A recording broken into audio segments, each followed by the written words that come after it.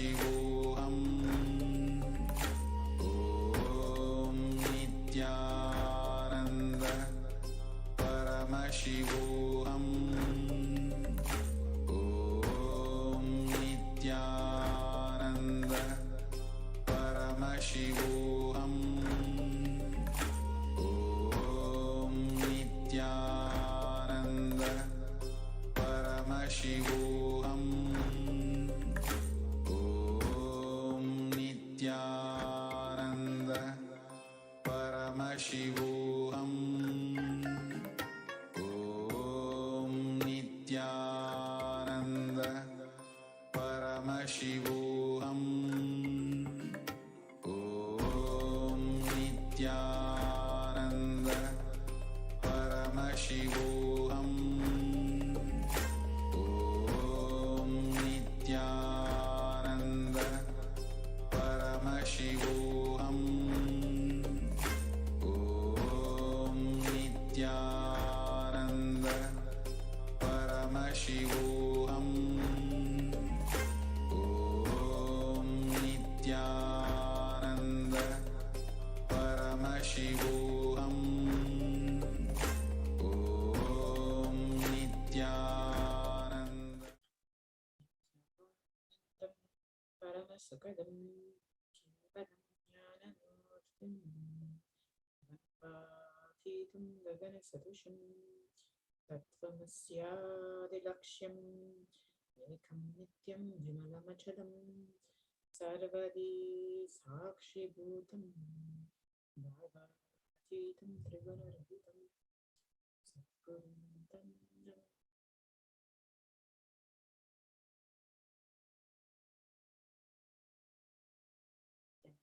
Welcome to all viewers who are joining us from all over the world today. And hope all of you will be staying with us today for the very special Venkateshwara darshan that will be coming up early morning tomorrow morning at 2 a.m. IST. Do stay tuned for that. We will be having the Vaikuntha Vasa Venkateshwara Bhava Samadhi darshan. So do not miss out on this. Once in a year, we have this very, very special darshan where the gates of Vaikuntha open up and Swamiji, the Supreme Pontiff of Hinduism, will be giving the Venkateshwara Bhava Samadhi darshan at this time. So do stay tuned and stay connected for that very, very special darshan. So now let us enter into today's program and understand who is Devi Parashakti, the Divine Cosmic Mother herself.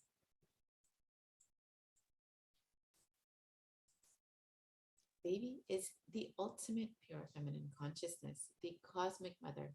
She is the source Shakti. It is her cosmic womb, Brahmanda Yoni, from which billions and billions of universes come out and go in. The source where the Big Bang and black holes go on. Parashakti is the main deity of the sacred feminine and the divine consort of Bhagavan Paramashivoham himself, who is a primordial divinity in Hinduism.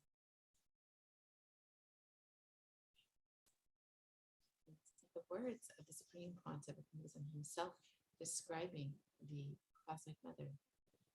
The first and foremost relationship is Mother. Your ability to learn, even your idea to relate, starts with the Mother. How to relate starts with the Mother. Understand your idea to relate starts with the Mother. Mother is too important a way to connect with what you think is life. In the Vedic tradition, our rishis were aware that your ability to connect with the Mother should be directed towards the cosmos. It should inspire you. It should awaken your higher consciousness. Connecting with life as Mother is the most sweetest, most beautiful, most easiest form to ever connect. And today, out of his extreme compassion and love, the Supreme Pontiff of Hinduism is manifesting Devi Parashakti herself and gracing us, answering all of our questions, attending to our prayers, giving boons and healing each and every one of us, revealing our past, present, and future, delivering profound spiritual truths, and ultimately giving us the experience of Paramashivoham itself.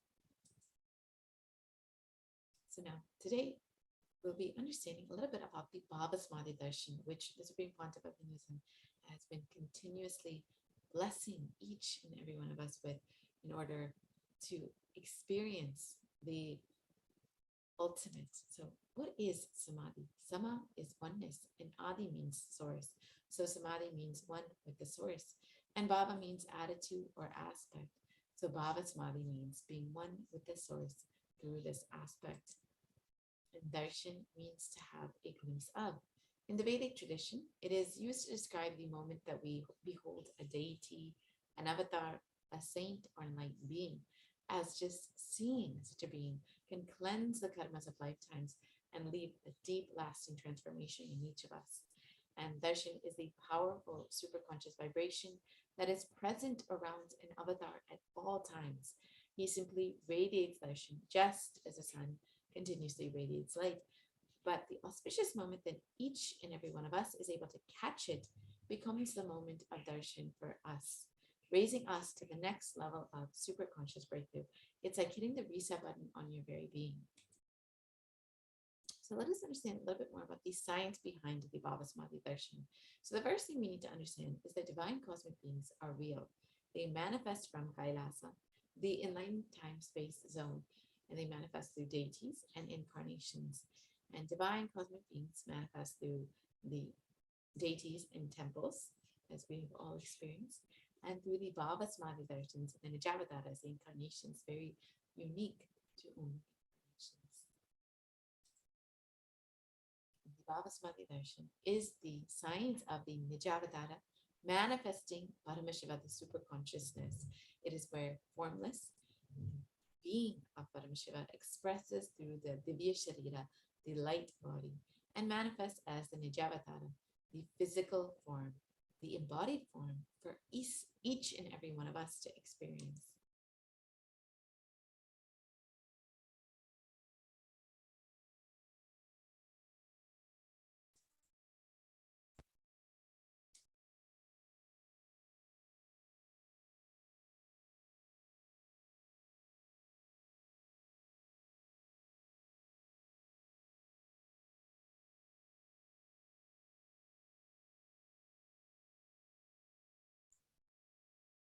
Devi Parashakti expresses through the being of Rajarajeshwari and manifests as an Nijavatara, the physical form of Devi Meenakshi, just to give an example.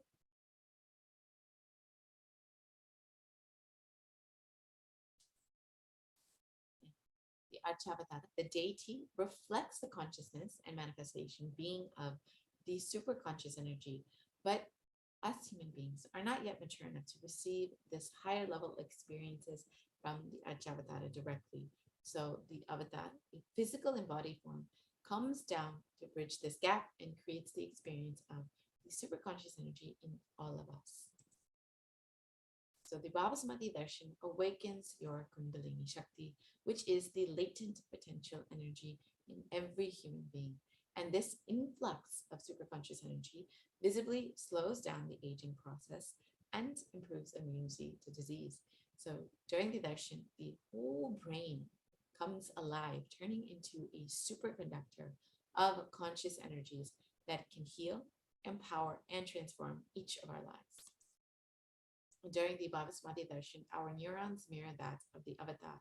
So this is a phenomenon that helps us experience the Bhava Samadhi darshan. The mirror neurons activate and process all of the observed movements of the avatar or just by seeing. So the entire body can silently and without moving receive what is happening elsewhere through a process of direct observation, experiencing the superconscious energy radiated by the avatar. This is why, despite us only seeing the Supreme Pontifical Wisdom via two-way or one-way, we are still able to imbibe this experience because of this effect of mirror neurons. So now let us understand what are the Akashic readings, which the Supreme Pontifical Wisdom has been continuously delivering for each and every one of us to guide us through this time, during this crisis, during this time of need. So the Akashic readings are not just predictions, as some may understand, they are actually readings from the cosmic archives. So beyond space, creation and destruction happen simultaneously in the dimension of time. starts the past, present, and future. And because Akashic records are stored in the Akasha, the space dimension, there is no past, there's no present, there's no future. That is why what you call as happened, happening, yet to happen are clearly already recorded.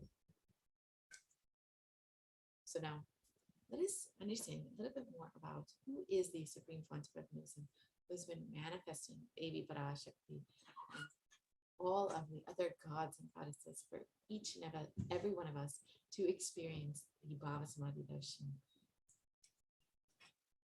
Supreme Font of Mechanism, Jagat Guru Mahasana, His Divine Holiness, Bhagavan Nithyananda Paramashivam, is the reviver of Kailasa, a macrocosmic, ancient enlightened new civilizational nation.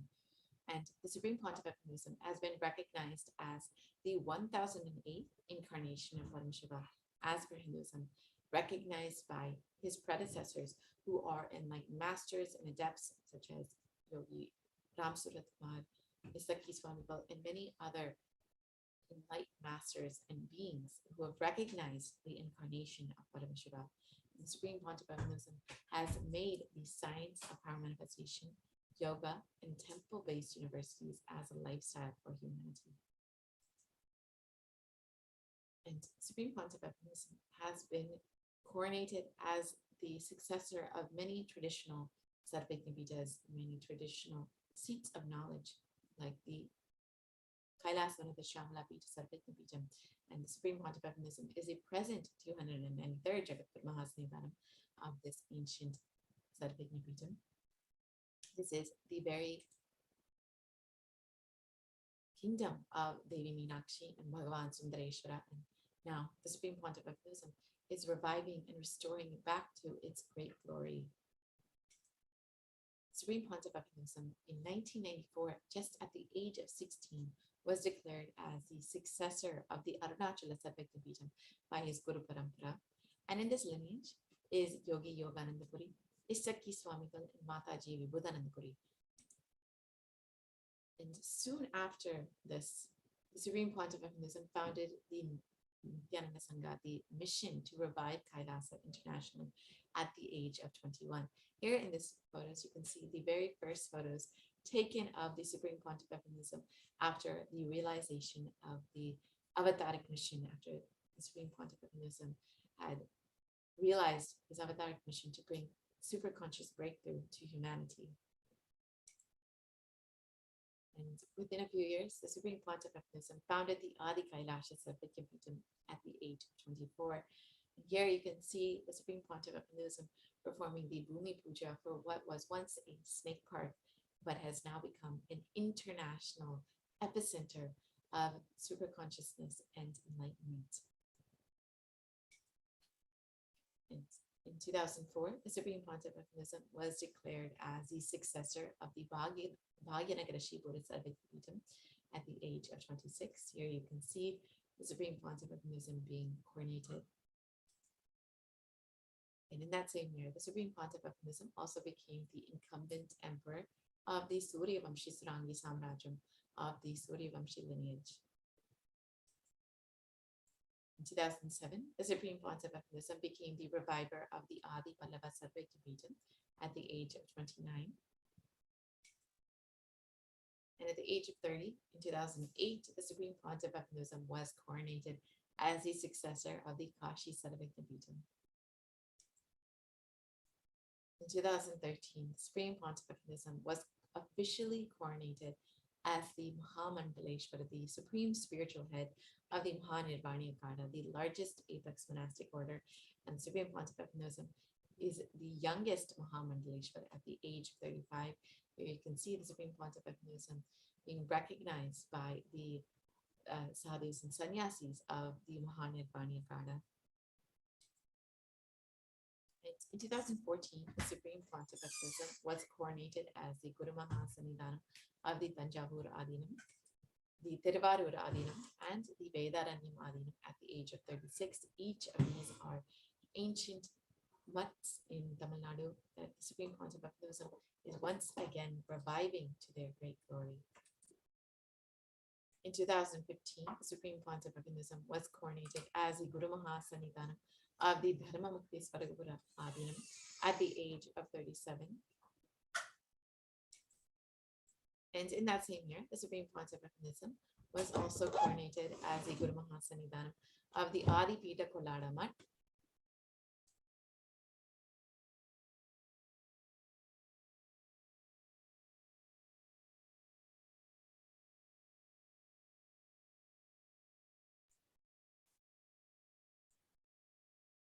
The Supreme Pontiff of Hinduism was coronated in that same year as the Guru Mahasanidanam of the Adi Pita Kolada Mutt at the age of 37.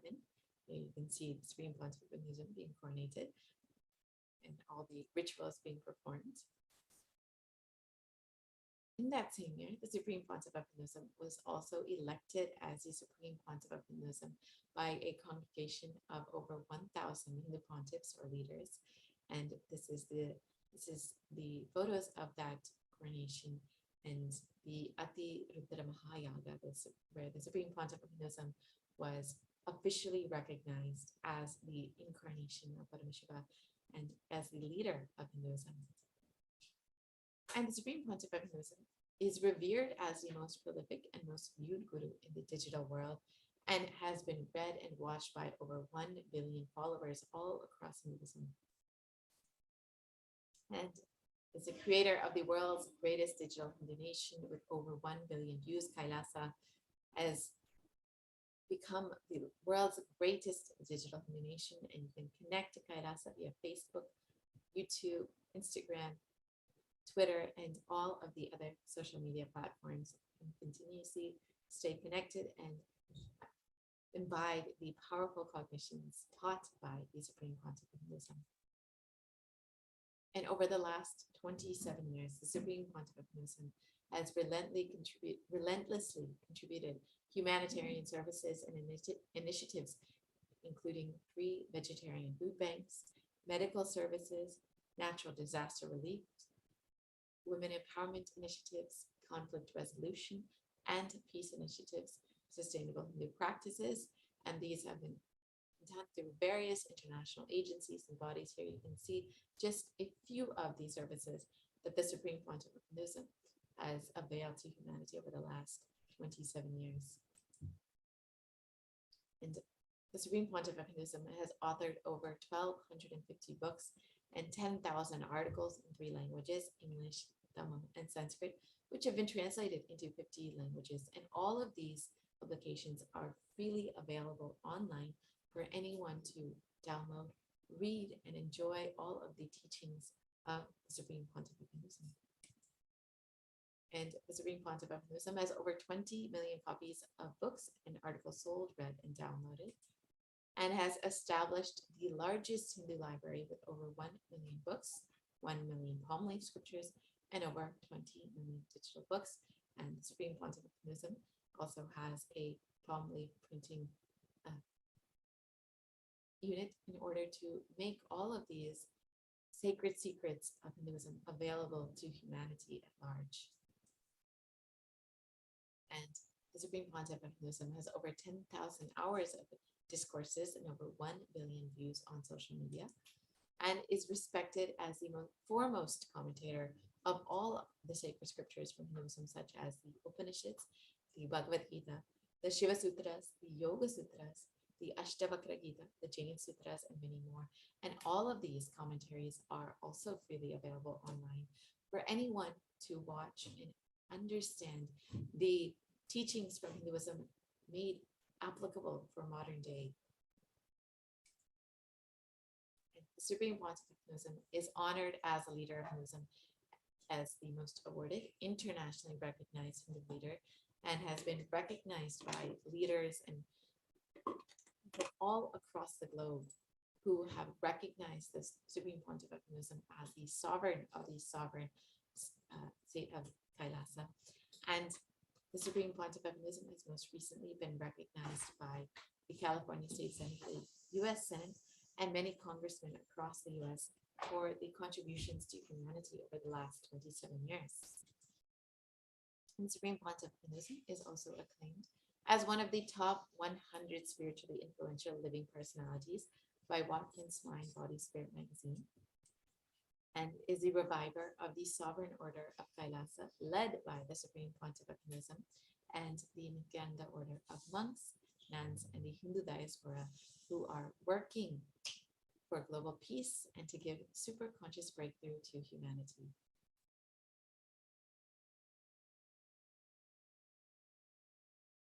And Supreme Pontiff of Hinduism is also the establisher of the largest Hindu university in the world, with satellite campuses in 150 countries.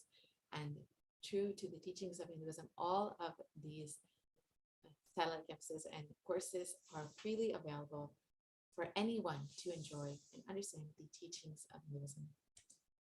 And Supreme Pontiff of Hinduism is also the establisher of 1,000 plus KAILASA ecosystems and the founder and reviver of over 100 Sadhguru. So now, but this will be just taking a glimpse of what all the Supreme Pontiff of Hinduism has contributed and has been reviving over the last 27 years on this very day, on January 12th. But we'll be right back after a short break and be entering into this segment.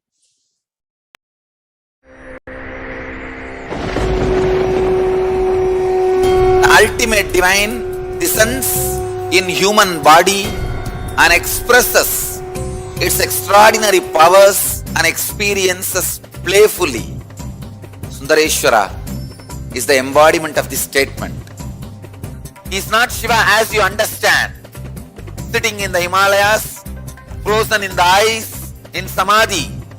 Sundareshwara is an artist with tremendous heart, ready to listen to human sufferings, ready to bend for human emotions.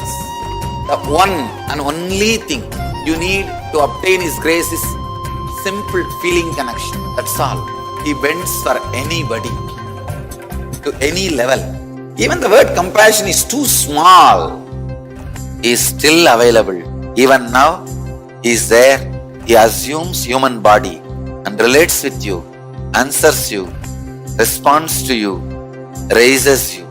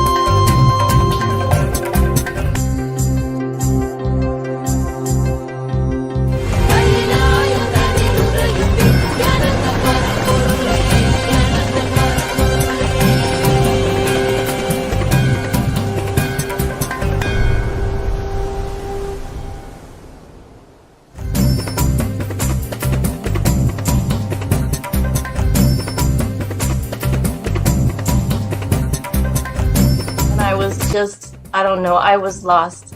And then he was done speaking, and just tears just started pouring out of my face. I'm just like, ugh, I don't know what just happened. It was just like unbelievable, just unbelievable. I was just, I'm shaking now just remembering it. I don't know what shifts inside you. It's just, I literally felt the strong initiation happening at that time when Swamiji blessed. I don't know, it just puts you in some different world altogether, and suddenly everything seems possible. Everything seems, like that impossibilities in that 1 second, fraction of a second, that impossibility drops from you. And you just, everything seems possible, that you get into that space of possibility. And I think, that is the greatest, dropping the impossibilities is really, and something changes in you, something shifts in you. You can physically feel the change. And the energy that is generated, it really, it's phenomenal.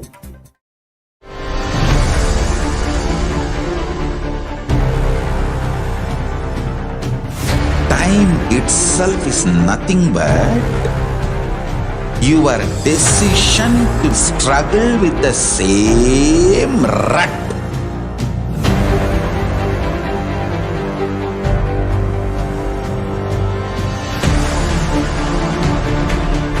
Your decision to struggle with the same rut is time, Kala.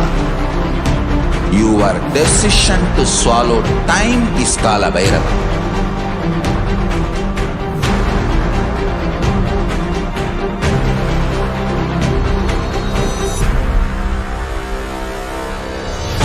Stand. Be a conscious woman or man. Be conscious being.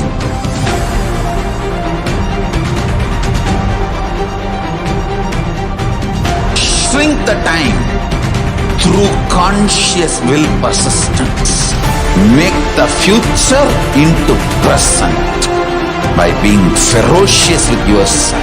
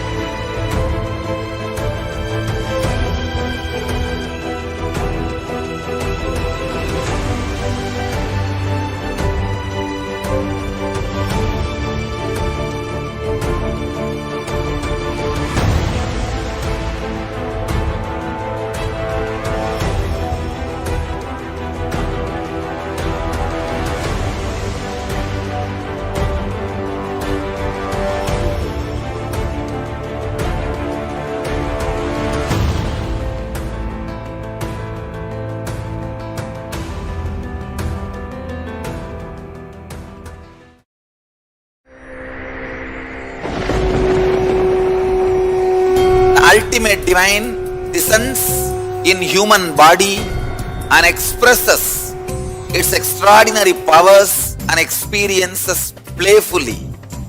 Sundareshwara is the embodiment of this statement.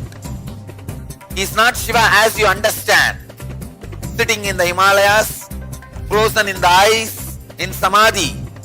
Sundareshwara is an artist with tremendous heart, ready to listen to human sufferings, ready to bend for human emotions. The one and only thing you need to obtain His grace is simple feeling connection. That's all. He bends for anybody, to any level. Even the word compassion is too small. He is still available. Even now, He is there. He assumes human body and relates with you, answers you, responds to you, raises you.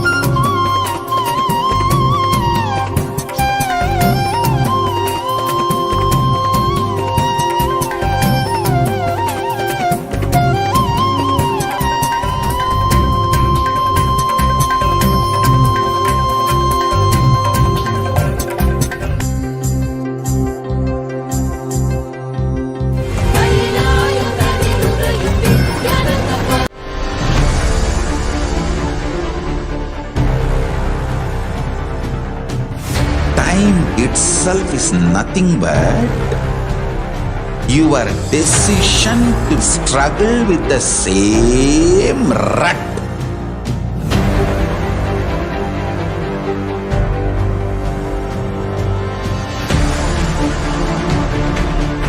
Your decision to struggle with the same rut is time, Kala.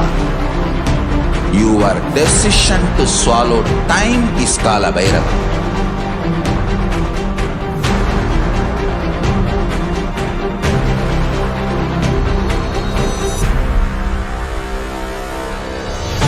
Stand. Be a conscious woman or man. Be conscious being.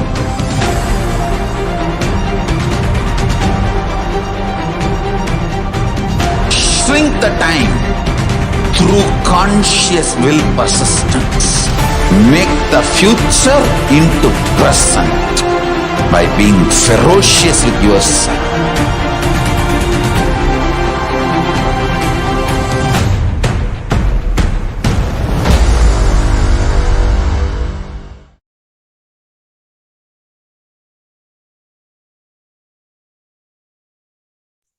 Now that we've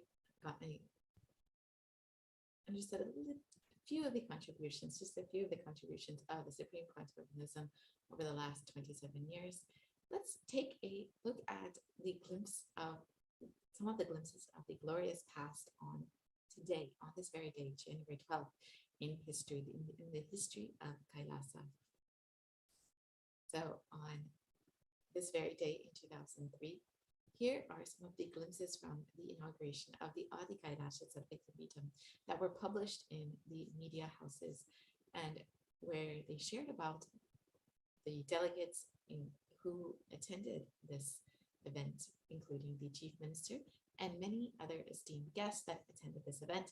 Here you can see the publication of this article, and it's where the Supreme Pontificalism is featured. On the 12th of January 2007, the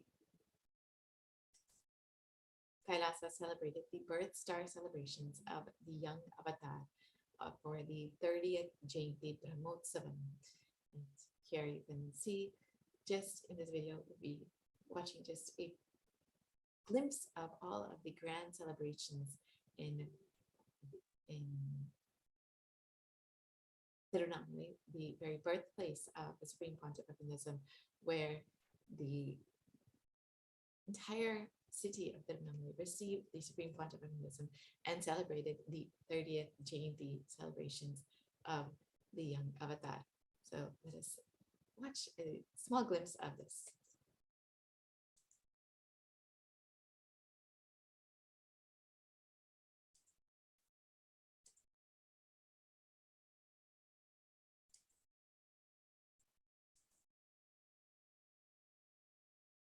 Paramashivoham. Om Nithyananda Paramashivoham. Om Nithyananda Paramashivoham.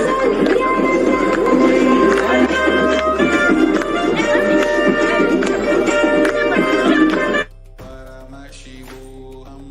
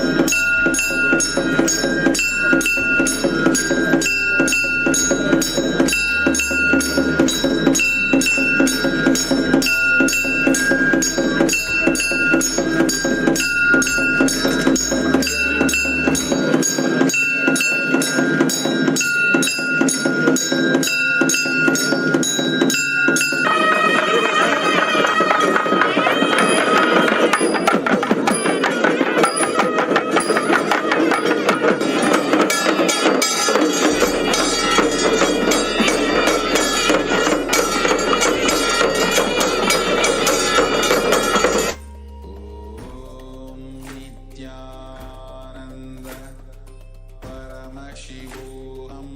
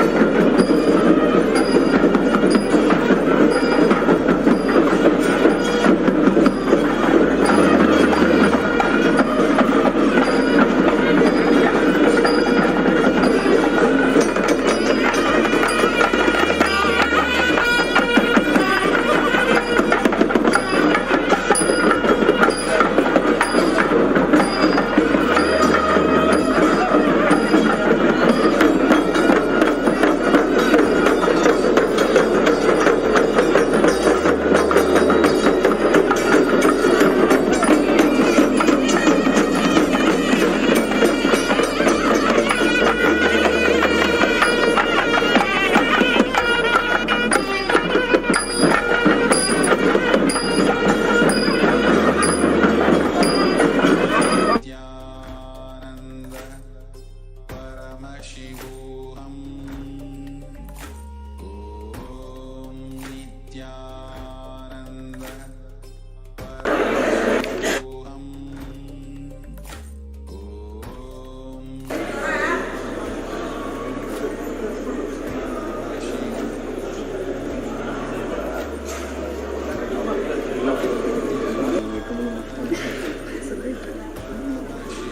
ओम गुरु ब्रह्मा गुरु विष्णु गुरु देवो महेश्वरा गुरु साक्षात् परब्रह्म तस्मै गुरुवे नमो नमः।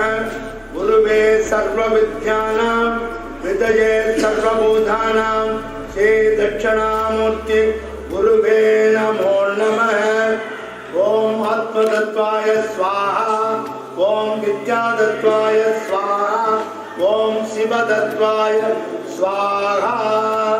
यजमानस्य शुक्लांबरधरं विष्णुं शशिवर्णं सदर्भुजं सुवर्णवर्णं तागे सर्वविघ्नोपशान्तये मोक्षां शुभे शोभने मुहूर्ते अद्य ब्रह्मणां सुते वरदे वरदखण्डे हेरोः दक्षिणे पार्श्वे शकाब्दे अस्मिन् वर्तमाने अपीतभुजाम्बिया समेत अरुणाचलेश्वरत्वामदे नमः। आयुर्कालमण्डपालनामधेयस्य अस्य यजमानस्य अनुग्रहमूर्ते नमः। पुण्यावाचन जपकर्मणे नमः। यजमानस्य शिवाचार्यमान करिष्ये।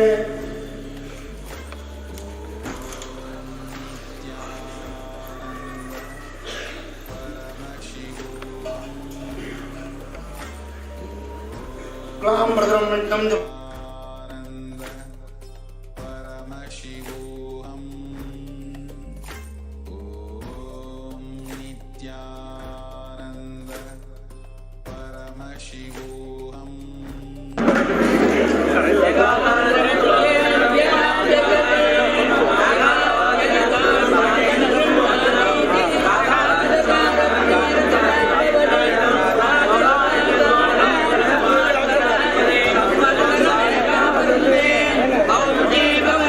ओम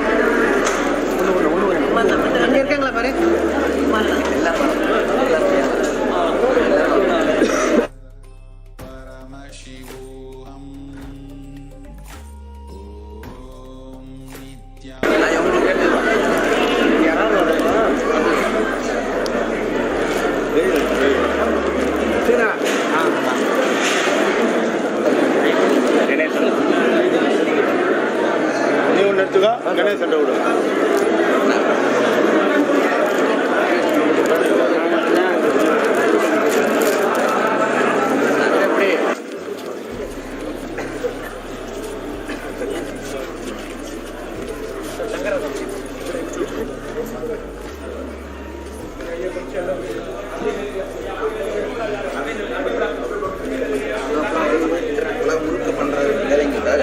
பட் அவர் வந்து செய்யறாங்க.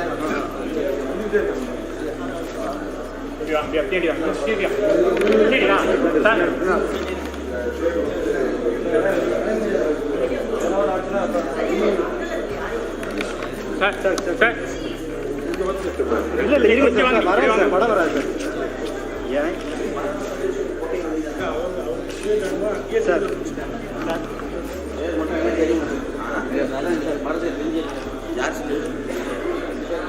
Whatever reactions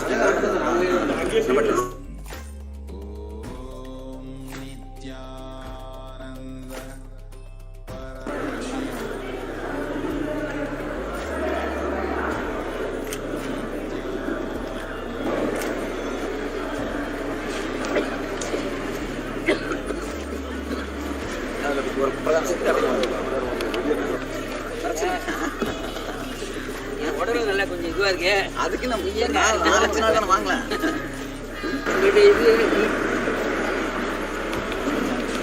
இந்த வைப்ரேஷன் மூலமா இந்த ப்ரொடக்ஷன் இன்னும் ஜாஸ்தியா இருக்கு.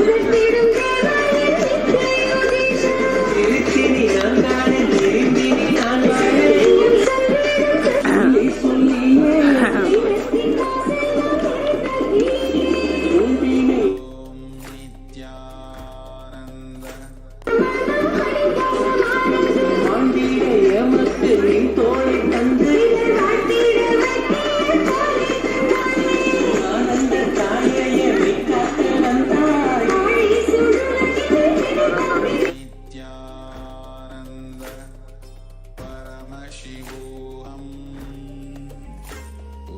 Om Nithyananda. Paramashivoham. Om Nithyananda. Paramashivoham. Om Nithyananda. Paramashivoham.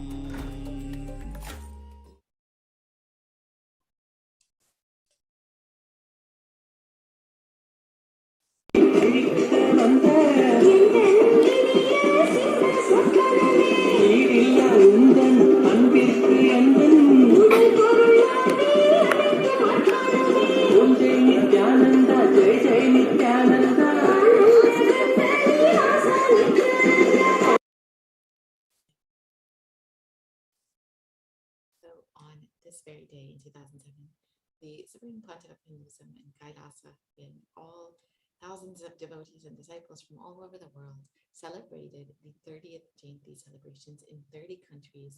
And this was the birth star celebrations that were, as always, were celebrated in Tirunelveli, the very birthplace of the Supreme Pontiff of Hinduism and spiritual nerve center of the world. And every year, the Supreme Pontiff of Hinduism is received in the Arunachala temple, as we just saw, and with a great joy, reverence, and special offerings are made by the chief priests of the temple to the deities. And you've seen some of the footage from this. Now let's look at a few of these pictures. You can see how many thousands of people were gathered from all over the world in order to celebrate the happening of the avatar, 30 years since the happening of the Panchavatism, of course, also blessed all the devotees and disciples on this day in Pavlegundu, sitting on Pavlegundu, the very rock where the Supreme Panchavatism had its very first enlightenment experience. And you can see the Supreme Panchavatism blessing the people. So now let's look at 2008 and the happenings on this very day, 2008. This was the day that on January 12th, the Nithyananda Yoga Teachers Training began. And this was a 12-day retreat where the Supreme Panchavatism conducted daily meditations, Nithya yoga sessions, and the participants practiced the ancient Vedic rituals and were able to partake in pure sattvic Ayurvedic food. On this day also, the Maheshwara Puja was offered. And here you can see the sannyasis of the Nithyananda order sitting for the ritual. Now let us look at the happenings on this very day in 2009. This marked the inauguration of the Kodikanda Yatra in Kanyakumari. And you can see the Supreme Panchavatism inaugurating this most special, most auspicious yatra, where thousands and thousands of people were blessed with the vision of both the Supreme Panchavatism and Nithyanandeshwara and Nithyanandeshwari. And this yatra was a sight to be seen and saw the revival of Hinduism across Tamil Nadu, where the Supreme Panchavatism himself traversed on foot across Tamil Nadu and literally reinvigorated the spirit of Hinduism in the hearts of thousands and thousands of people across the state. And this very day marks the very beginning of this most special, most auspicious Kodikanda Yatra. And in this day, in 2010, the Supreme Panchavatism, of course, had many activities. A typical day in the life of the Supreme Panchavatism is always packed with activities like training Adinavasis, house visits, LBE sessions, and much more. Here you can see all of these activities. The Supreme Panchavatism continuously making himself available for the people.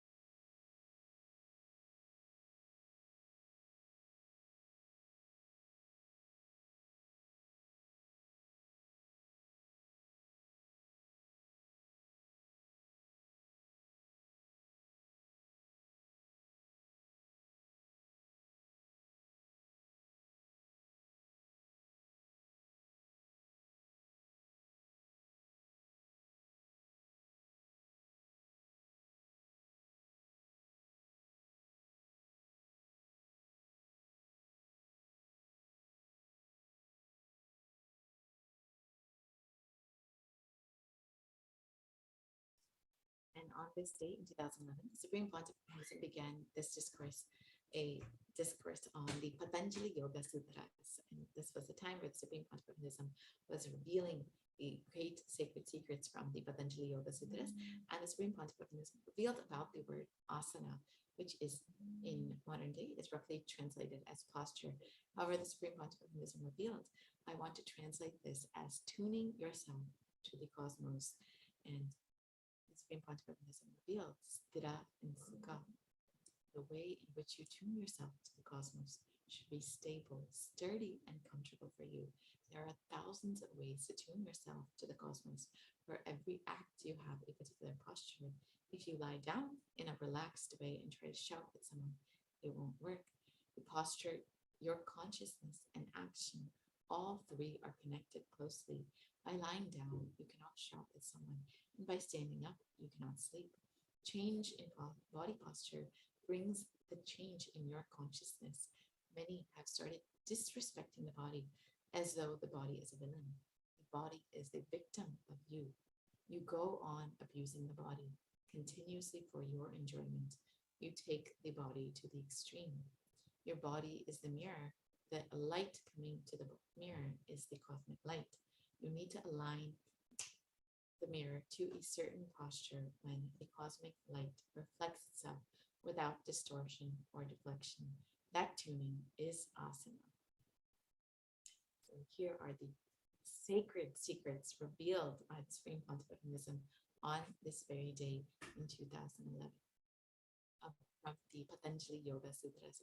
These groundbreaking revelations define what we understand in modern day as yoga or asanas. And the Supreme Pontifical Wisdom in 2012 on this very day revealed the sacred secrets from the Bhagavad Gita on Karma Yoga from Bhagavad Gita chapter 3.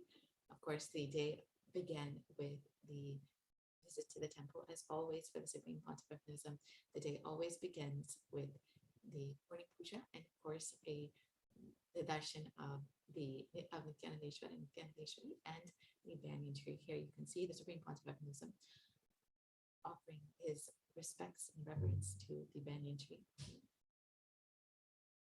And you can see throughout the years how many sacred revelations the Supreme Pontifical Wisdom has been making, how many groundbreaking truths the Supreme Pontifical Wisdom has been making on each day. In 2011, Supreme Pontifical Wisdom revealed about the Patanjali Yoga Sutras. 2012, Supreme Pontifical Wisdom has been revealing about Bhagavad Gita. Each of these days, you can also see how many activities, how many contributions the Supreme Pontifical Wisdom was making, whether offering darshans, satsangs, discourses, training Adi Navasis, doing courses, discourses, Nithyananda Yoga teachers training, offering Maheshwara Puja, so many activities of Supreme Pontifical Wisdom. This is just a small glimpse of that day, of this day throughout history. You can imagine how much the Supreme Pontifical Wisdom has been doing each and every day, contributing relentlessly to humanity, making himself available continuously for the people. And on this day in 2013, the Supreme Pontifical Wisdom conducted the NDY sessions for participants across the globe and revealed the sacred secrets of death and the special kriya to awaken the naval center.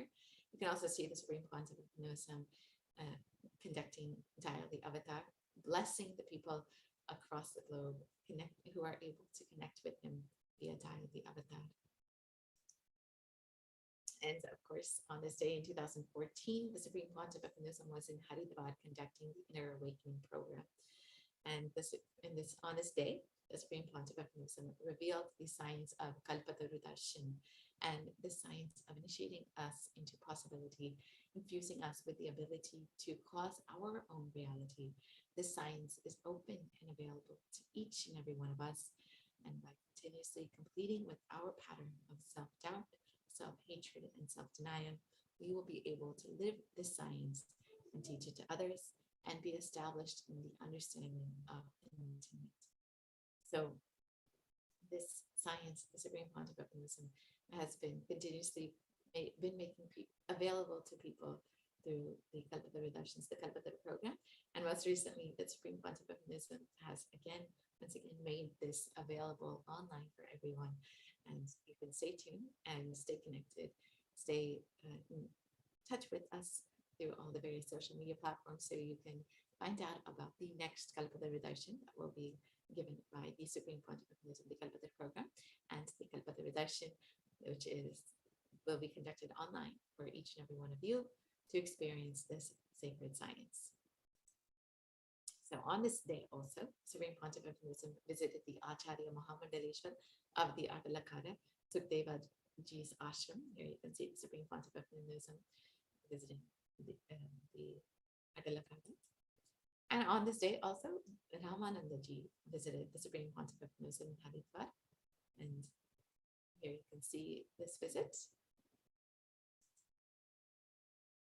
Now let us have a glimpse of January 12th in 2015, on this very day in 2015.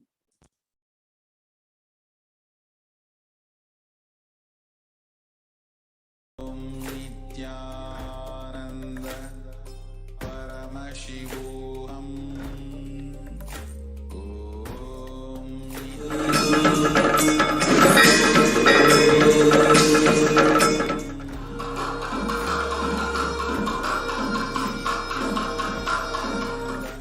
जीवन्मुक्तिप्रदं देवं क्षमापूर्णं जगद्गुरु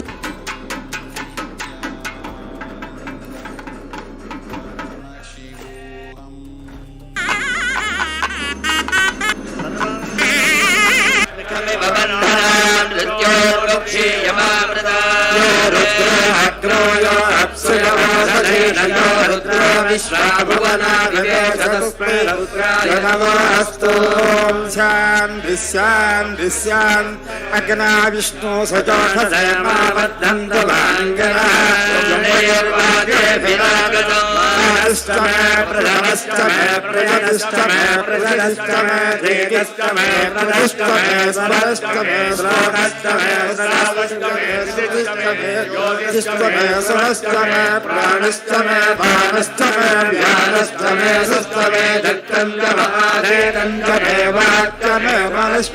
चक्षुस्तमे श्रोत्रन्तमे दक्षस्तमे वरन्तमोदस्तमे सहस्रमायुस्तमे जगतमात्मातमे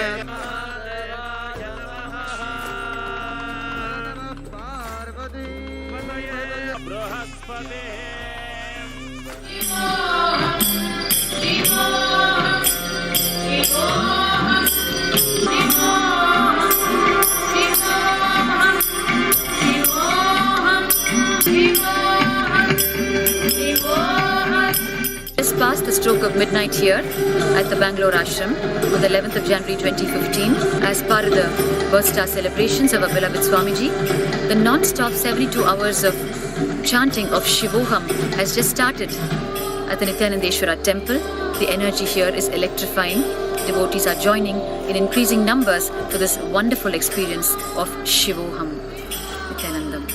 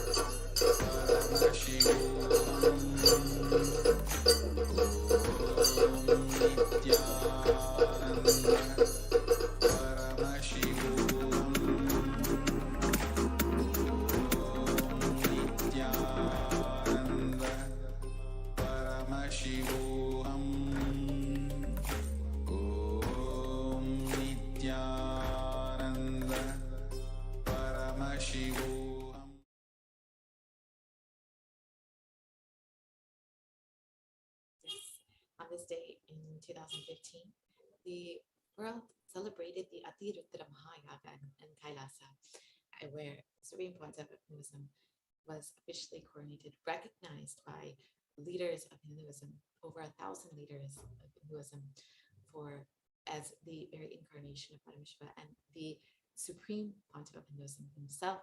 The Atirudra Mahayaga was performed for this very special inauguration, and the Supreme Pontiff of Hinduism was recognized all across the globe by new leaders. And the Atirudra Mahayaga was a 1,000 homas, 1,008 homas that were performed for this very special occasion. Now, on this day in 2016, this was the auspicious occasion of Swami Vivekananda's Jayanti, and Supreme Pontiff of Hinduism expounded on the cosmic principles of seeking during the live satsangs. And his talk formed part of a series on the Ishavasya Upanishad and the revelations from the Ishavasya Upanishad.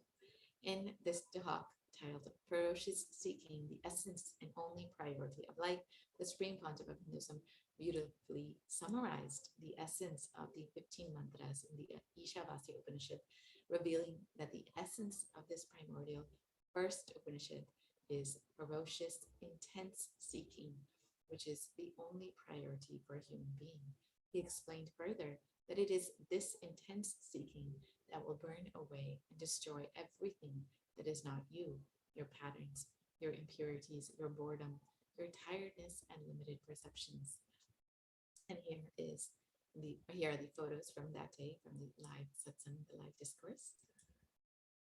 So now let us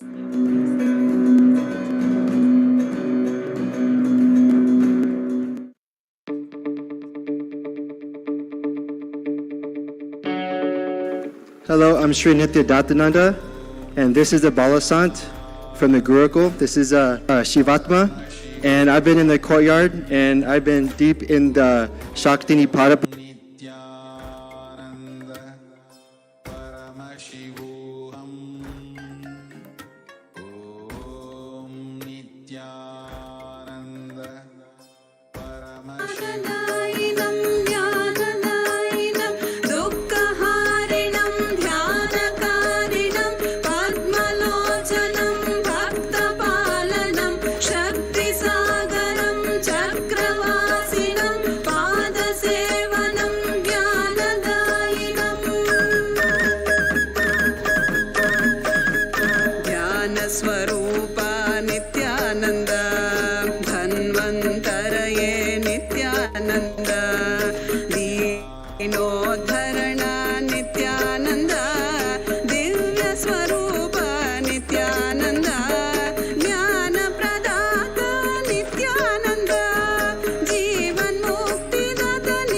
Later in the evening, some culturals were performed in order to celebrate Arudha Darshan.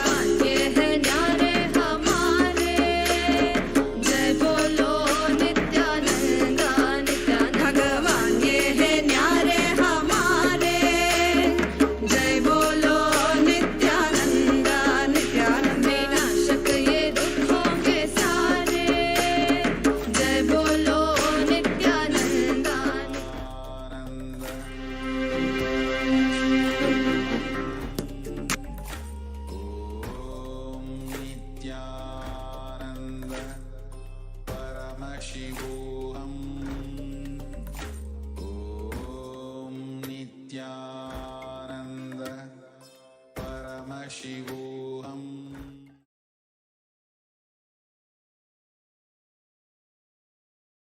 Yes, so that was just a glimpse of 2017. Now let us look at what the Supreme Pontiff of Hinduism was doing in 2018 on this very day. The Supreme Pontiff of Hinduism is the visionary through whom this whole revival of KAILASA is made possible. And on this day, the autobiography of the Avatar presented a glimpse of his of the Supreme Pontiff of Hinduism's life celebrated over the years. The Nithyananda Yoga, the revival of the original authentic yoga practice that Paramashiva taught directly to Devi was practiced at the Adinam, and the delegates of the Nithyananda Yoga Teachers Training Program were introduced to the practice of shaktis and began manifesting powers. And the announcements were made for the upcoming programs and shared with all globally via Nithyananda TV and the various social media platforms for Nithya Kriya Yoga, Nithyanandam, and the Mahashivaratri celebrations in Inner Awakening, Kalpataru, and Mahasadashoram. So here we can just have a small glimpse of the happenings on January 12th, 2018.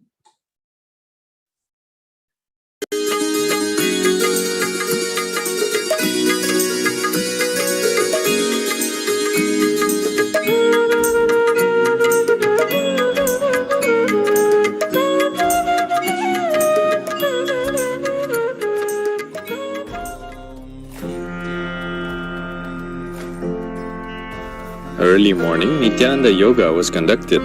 The new sequence of 108 asanas was practiced while listening to the Sanskrit mantras which were associated to each asana. Nithyananda Yoga is the revival of the original authentic practice of yoga that Sadashiva taught to Devi.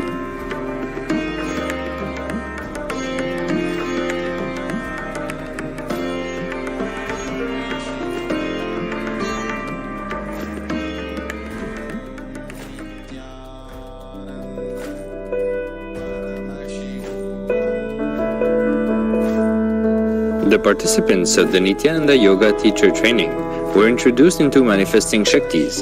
They sat in pairs and started to manifest and open up the space of possibility within them.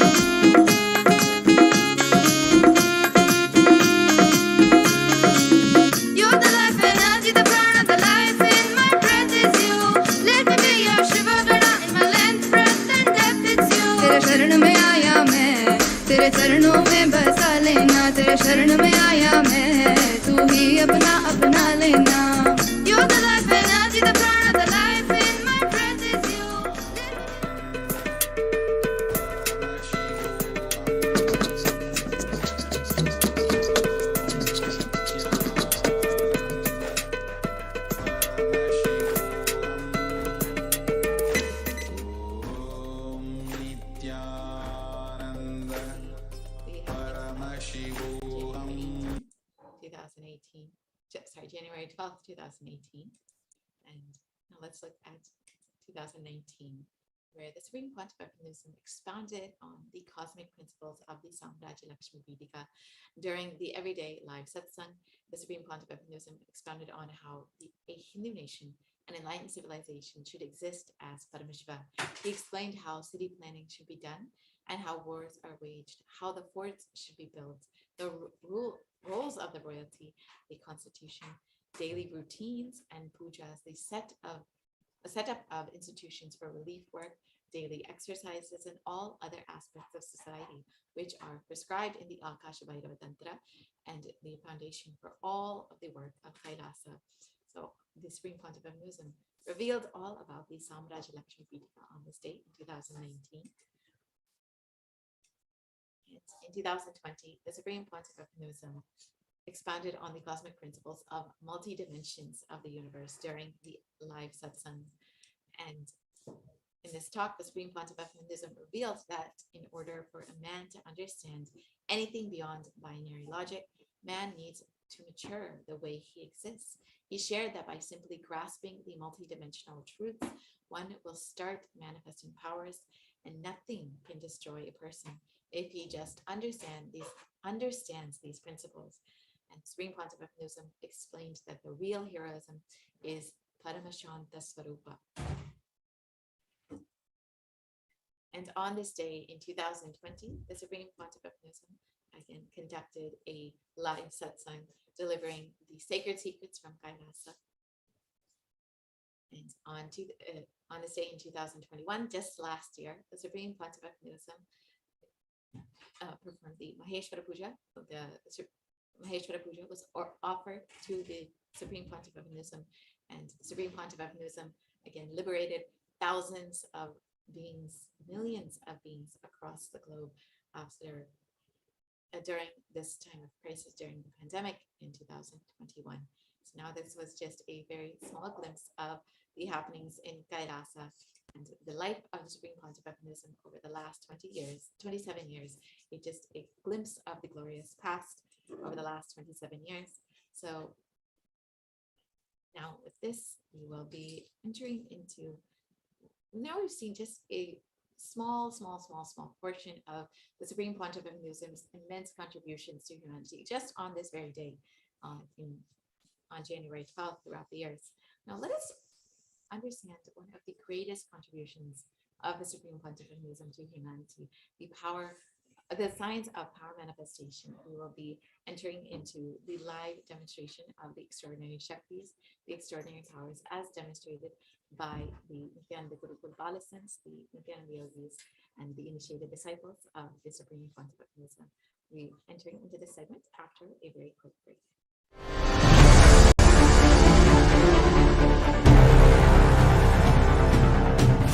Time itself is nothing but your decision to struggle with the same rut.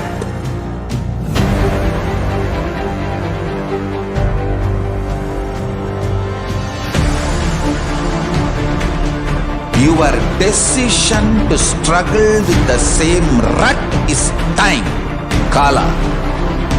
Your decision to swallow time is Kala Bhairava.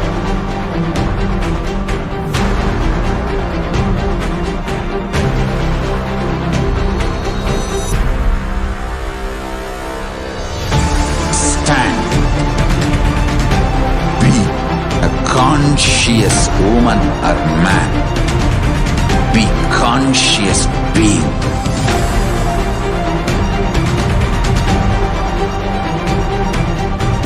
Shrink the time through conscious will persistence.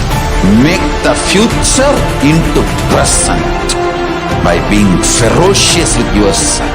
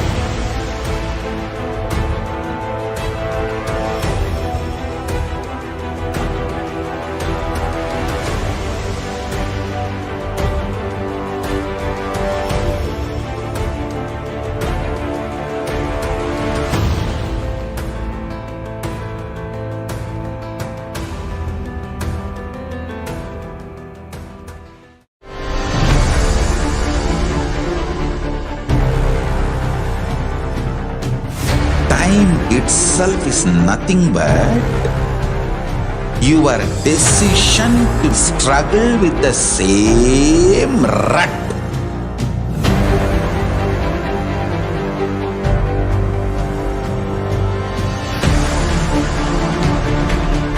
Your decision to struggle with the same rut is time, Kala. Your decision to swallow time is Kala Bhairava.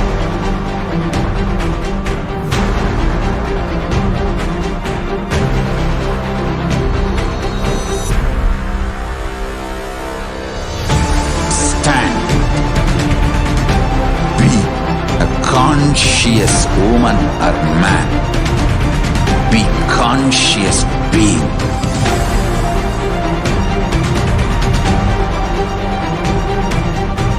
Shrink the time through conscious will persistence.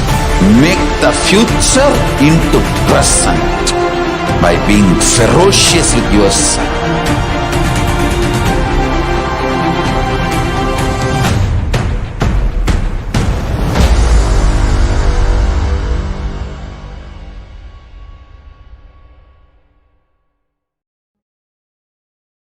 Nithyananda, they welcome all the viewers that seeing those glimpses of the glorious past, one day, just one day, from each year, the immense contribution Swamiji has done.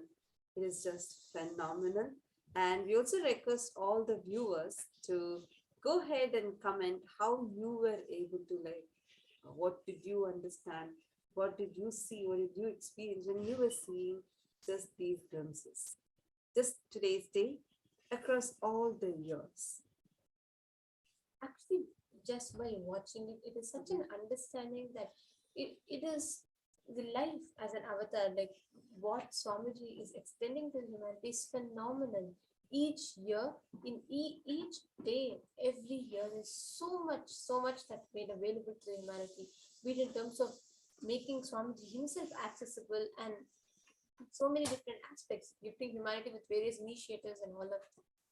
But one very important perspective of what Swamiji is reviving, the whole 27 years of Swamiji's revival, especially of KAILASA, one important and unique aspect for all of us to experience is what people hear or as stories or see in the scriptures or merely read as knowledge. Swamiji makes it as an experience for us. So Swamiji true. gives it directly as an experience for each I mean, not just as an experience, the way we understand it. Like, for example, let's take the verse, when the verse is Ajnanatimirandasya Jnananjana Shalakaya. So we all learned that when we learn that as a normal shloka outside, we learn it as, okay, how the Guru removes the ignorance by applying the eyeliner of knowledge. That's exactly literal translation. But nobody knows that there's a whole science of Jnananjana that is hidden in that verse. But Swamiji decodes it for us, and Swamiji makes that available to humanity. Like this, there are like so many numerous contributions of Swamiji. That one such contribution is what we all are going to be seeing and experiencing now. In this segment, what we are going to be seeing is the grand revival of the science of extraordinary shaktis. Many times we all wonder, is there a possibility for us to, live as a divine being? Like, is there a possibility that you can do something extraordinary in life? Like something that's beyond our comprehension, something that, we all listen about it. Imagine how would it be if there's if you feel like, you can be like a superhero or a superwoman that you visualize, you idealize inside of yourself, like who has all the powers, who has all the strength, who can simply create what they want. Many of us actually brush it aside, thinking it's all just a fantasy and a fiction. But Hinduism has a clear science, a methodology for everyone to live the best of themselves. In the source scriptures of Sanatana Hindu Dharma, the supreme godhead of Sanatana Hindu Dharma, Paramashiva, has revealed in elaborate detail about how every human is inherently divine.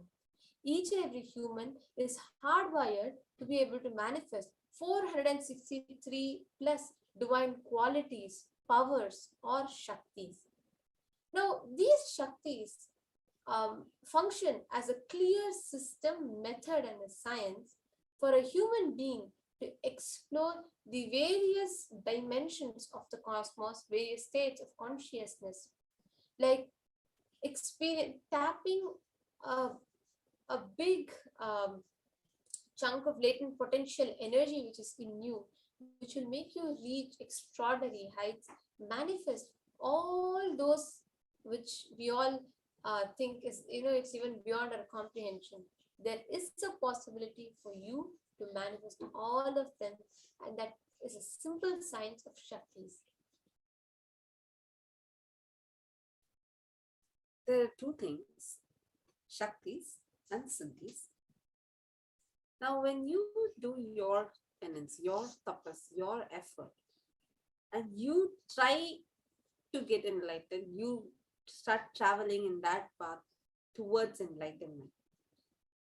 A side effect of this, what manifests through you, is called as siddhi.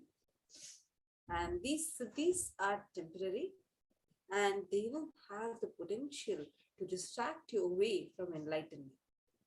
But on the other hand, because of your deep feeling connection with the Guru, high integrity with the Guru, and receiving the diksha from the Guru, what manifests through you are called as shaktis.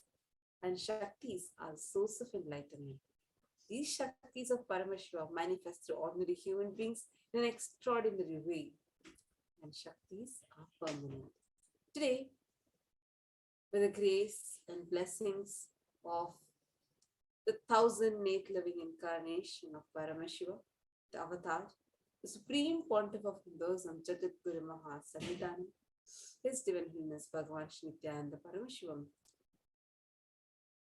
thousands and thousands are initiated, receiving this diksha and manifesting these shaktis of Paramashiva. Now let's take a look at who is Paramashiva. Paramashiva is a supreme godhead of Sanatana Hindu Dharma. He is the primordial divinity, and he is the ultimate reality and cause, which is self-effulgent, Swayam Prakasha. He is all-pervading, unchanging, beyond time, space, form, and causality.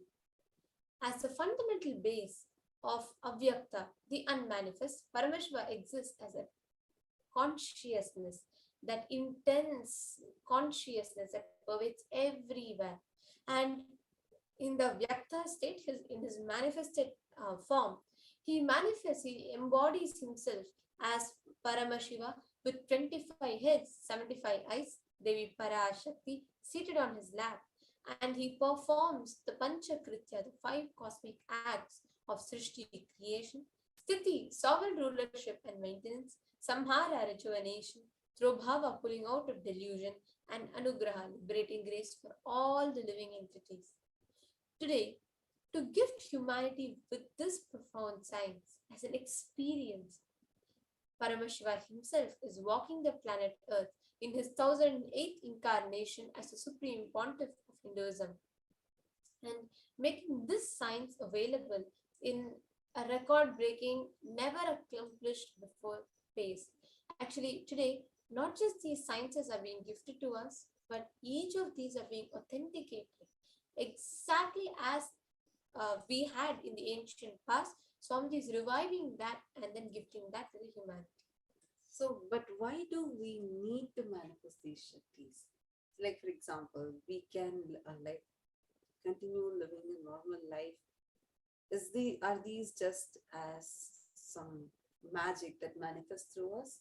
Or is there a purpose behind, like, what exactly happens to us? Why should we be manifesting these shaktis? Actually, this reminds me of a beautiful answer that Swamiji gave. It's like this. See, it's like asking, if you get, let's say you get a very costly latest version of an iPhone, or some latest phone, and you you don't explore it, you don't do anything with it. You just use it for dialing and calling. That's all maximum. But you are still using the phone. Does that mean you're using it to its complete potential? There's a whole lot which can happen when you connect it to the internet and when you start accessing the various other softwares that it has. Our body, our consciousness is the same. We use it only for the mundane activities, the rut that we are in every day, the rat race that we all run. But we forget that we are divine. We have so many untapped resources within ourselves. If we awaken them, even your day-to-day activities, you can enhance using this intelligence, and you can simply design and rewrite life as you want. Very beautifully put. And it just reminds me about how after Swamiji initiated the mass into these extraordinary shaktis, the very quality of life of each individual has enhanced like in a huge level, be it the IQ levels of people, the ability to concentrate and focus on things, the ability to have the will, persistence to achieve the goals in every dimension, whether the mental health, the physical health, the emotional well-being. In every dimension, there's a huge growth, the transformation that happens just as this Shaktis starts manifesting through you. Actually, this is a pure science which has been passed down like this from time immemorial, beginning from Paramashiva, the primordial divinity of Hinduism. It's been passed down to the whole humanity through the Guru Shishya Parampara, the Guru Shishya Sampradaya, which is the master and disciple lineage. You all can see here in the picture projected to you all of these enlightened beings and rishis, munis, siddhas, superconscious mutants are blessed, are all the blessed beings to play the role of Guru in the life of the avatar. And actually, all of these enlightened beings knew the science of incarnation as per Hinduism, predicted and birthed the avatar through their penance, and then groomed, birthed the avatar and groomed in various disciplines. So, like such as Vedanta, Tantra, Sri Vidya, and Mantra Shastra, Yoga, Yogic sciences, Siddha Vidya, and science of Aushadhas, Bhakti Yoga, Paramashiva Jnana, and Paramashiva Vidyana. And today, Swamiji is gifting that to the humanity continuously, like Swamiji is extending that as a gift to the humanity. Now let us see how do we awaken these Shaktis in us. Actually, just before going into that part, and all of us can see here, just right in the middle, that is the photograph of Swamiji, just at the age of 3, doing his very first Chaturmasya. When, as a 3-year-old child, maximum all of us know to play with toys and we're busy with that. Whereas Swamiji, just at that tender age of 3, he was already starting the mission. He's already started the revival of KAILASA. Now, let's enter into how to awaken these Shaktis in us. Understand, every ultimate truth, the Jnana, when it is mapped to your consciousness, Prajna, manifests as possibility and powers of every being, the Prajnana. Now, how are these Shaktis awakened in us? It is through the process of diksha.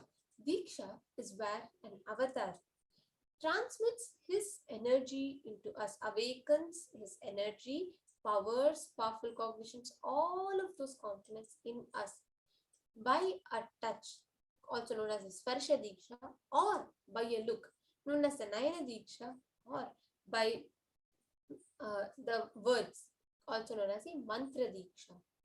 And an avatar awakens all of these sciences in us through the Diksha and transfers it to us. So let us now all watch a quick video on understanding what is the science of Diksha.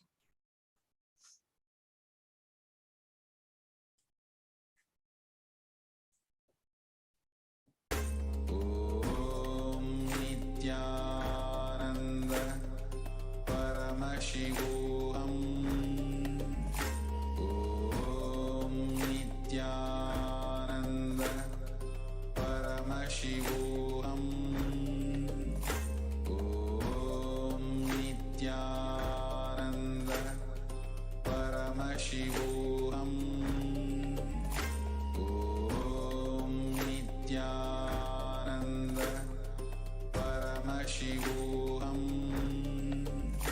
Om Nithyananda Paramashivoham.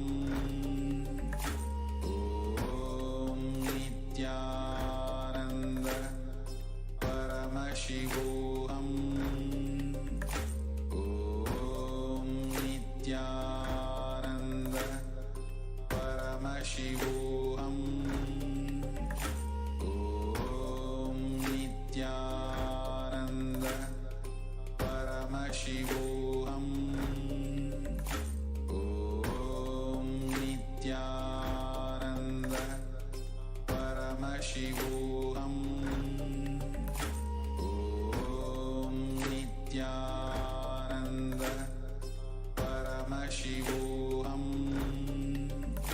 Om Nithyananda. A look, a word, a touch. Power of initiation. Diksha is the direct transfer of spiritual energy by an enlightened being through look, word, or touch. The traditional Vedic book Navaratneshwara states, Sarvasamapi dikshanam muktihi phalamakhanditam avirodhat bhavantyeva prasangyastu bhuktayah. The main benefit of all initiations is moksha, enlightenment. As a side effect, health, wealth, leadership and well-being happen. And in Rudrayamala Tantra, Shiva says, Devi diksha vihinasya na siddhihi na cha sadgatihi tasmat sarva prayatnena guruna dikshito bhavet. The one who is not initiated does not attain liberation nor a better future. So by all efforts, one should get initiated by Guru. What is the science of initiation? Neuroscience has proved that the process of initiation floods the brain with energy. This is the superconscious energy of Kundalini, our own highest inner potential energy. As the Kundalini flows from the thalamus to the cortex, it sets up a powerful energy loop within the brain, which awakens the latent non-mechanical parts which we have never used before. With increasing levels of coherence, the whole brain comes alive, turning into a superconductor of conscious energies that heal, empower, transform our lives, bliss and fulfillment. Initiation creates high awareness, visualization, creativity. It also slows the aging process and improves the immune system. Kundalini awakening, healing experience, levitation, teleportation, materialization. Experience the power of initiation through a range of exclusive programs conducted at the ashram. Nithyananda Dhyanapeetham, Nithyananda Nagar, Biddi, Bengaluru. Contact 97422-03311. Like how all of us saw right now, the science of diksha, a very, very powerful way to awaken the Kundalini energy, the latent inner potential energy in you, and all the extraordinary shaktis through it. Now, before each and every shakti reaches us, there are multiple ways of authentication that Swamiji does through various aspects of evidences or pramanas. This is a very unique contribution of the Supreme Quantum of Hinduism for establishing the legitimacy of Sanatana Dharma as the greatest science of life. Each science that Swamiji is sharing with us are authenticated through four aspects of evidences. Shastra Pramana, which is the eternal unchangeable truths revealed in source scriptures. Apta Pramana, the experiences and results of Aptas, the authorities of Hinduism, the Vedic rishis, scientists, who time-tested and verified these sciences. Third is the Atma Pramana, from Swamiji's own personal experiences. Fourth is a Pratyaksha Pramana, authenticating these with the modern day science. Now, each of these are taken directly from the Vedagamas. Now, let us see one of those shaktis, the power of body scanning. We'll first be seeing the Shastra Pramana. He jagato vapi sukshma sukshmataraani cha tattvani yani nilayam dhyatvante vyajyate para. Bhagavan Paramashiva says, cognize deeply that from the subtle to the subtlest constitute principles of your whole body Swadeha or of the whole universe simultaneously consist of the essential reality. They are being absorbed in their source cause Paramashiva.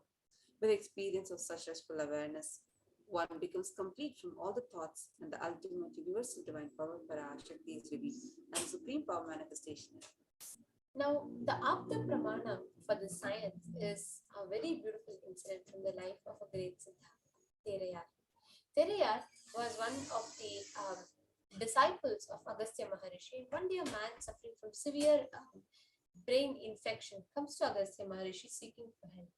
Agastya performs the power of body scanning and identifies that the person has terai, a type of a frog that has entered into his brain through his ears, and which is causing this whole infection in his head.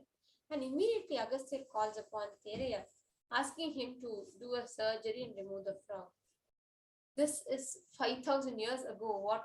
5,000 years ago, the modern facilities of medications, medicines were not available. And Hinduism was so advanced that the disciple performs the open head surgery, removes the frog out of his brain, and completely cures a person of the head infection. Now, what we hear as a story, what would have remained as a story if otherwise, Swamiji is making that as not just as a possibility, but as a clear science where we all can manifest. We have thousands of people who are already manifesting this Shakti. And even today, you are going to be experiencing it, not just making it as science. Swamiji has made it as a science and given that as an experience to all of us. So, very, very, very powerful way, literally bringing the legitimacy back to Sanatana Yoga. Today, anybody that wants to experience the Shakti, go ahead and just leave a comment in KAILASA's HDH Nithyananda YouTube channel. All you need to do is just go ahead and put your comment saying this is your name and you request for a body scanning. I'm already seeing a comment from Vikrant Wag requesting for a body scan. Sure, Raya. He will be doing it. So now we're just going to be sharing the Atma Pramana and we're going to be then continuing this. Meanwhile, anybody that wants to have a body scanning, go ahead and leave a comment. Yes, and as let's all see now the Atma Pramana for it. Atma Pramana is an account from the life of the Supreme Pontiff of Hinduism, who himself has authenticated each of these sciences by his own experience. Swamiji, this Atma Pramana is a very beautiful one, where one Swamiji had a multiple compound hand fracture. This typically leaves a person like completely bedridden and unconscious. Swamiji did not just have absolutely no pain whatsoever. Swamiji also was continuously like not just conscious, not just like talking, but completely blissful and guaranteeing everyone around that there's no suffering, for no need for anyone to worry. And throughout the whole procedure, Swamiji was actually like continuously guiding and telling the doctors what is happening where in his body and what needed to be done. And not just Swamiji was beyond any pain, but Swamiji also delivered some of the profound truths about being beyond pain and suffering to all the fortunate and blessed disciples around. Yes. Now let's enter into experiencing this as an experience. So I'm saying Vikrant Wag, who was requested saying, can I have a body scan for anxiety, stress that I have and a solution for it, also for the concentration issues. Sure, Raya. So Ma Nithyananda is now going to be doing the scanning for you and she's going to be sharing with you what is being revealed in the third eye. Meanwhile, anyone else that wants to have a body scanning for you, go ahead and just leave a comment so that we can connect with Swamiji, chant the Mahavakya, and using the power of the third eye, you'll be able to connect with your body and do the scanning for you as well.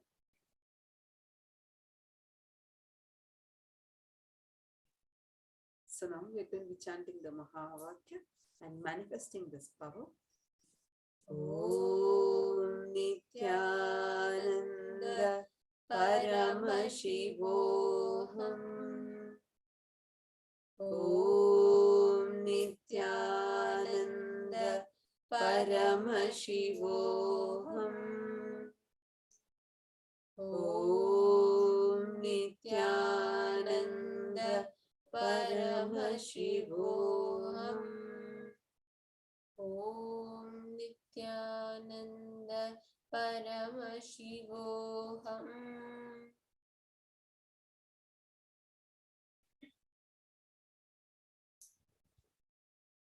So by chanting the Mahavakya, we connect with Swamiji. This is literally the passcode that we put for accessing the powers. So that's what Swamiji said. So like for the software of shaktis, this is literally the passcode. Om Nithyananda Paramashivoham, and you just chant. You don't need to cognize, you don't need to visualize something. You just even mechanically chant. It will just connect you instantly with Swamiji. And you'll start literally feeling Swamiji with you. So this is a very powerful, very, very, very powerful chant. That's the chant. We just chanted and connecting with Swamiji. And now she's going to be connecting with Vikrant, who has commented and requested for a body scanning and sharing with Aya on what was revealed in her third eye.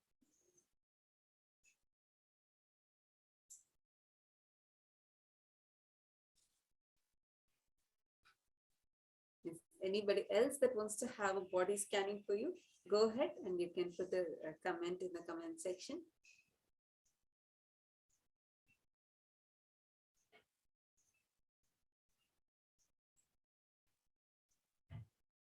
Actually, we are going through various social media platforms, so we request everybody to come and comment in KAILASA's HDH Nithyananda YouTube channel. So you can come to that YouTube channel and leave your comment. So you will be able to connect with you and do the scanning. Actually, Vikrant Vaya, when I connected to Swamiji and then I scanned, the first thing that I saw is there is a lot of like generally you create your like even if it's a simple situation, right? Let's say you start thinking about it, even if one thing, simple thing is starting to go wrong in that, you start thinking about it a lot. You start like building your expectations about it, how it is going to happen. And basically what I saw is the toxins in your body is making you create delusory ideas about life and make decisions in a haste and instant based on that delusory ideas that you have, especially your liver.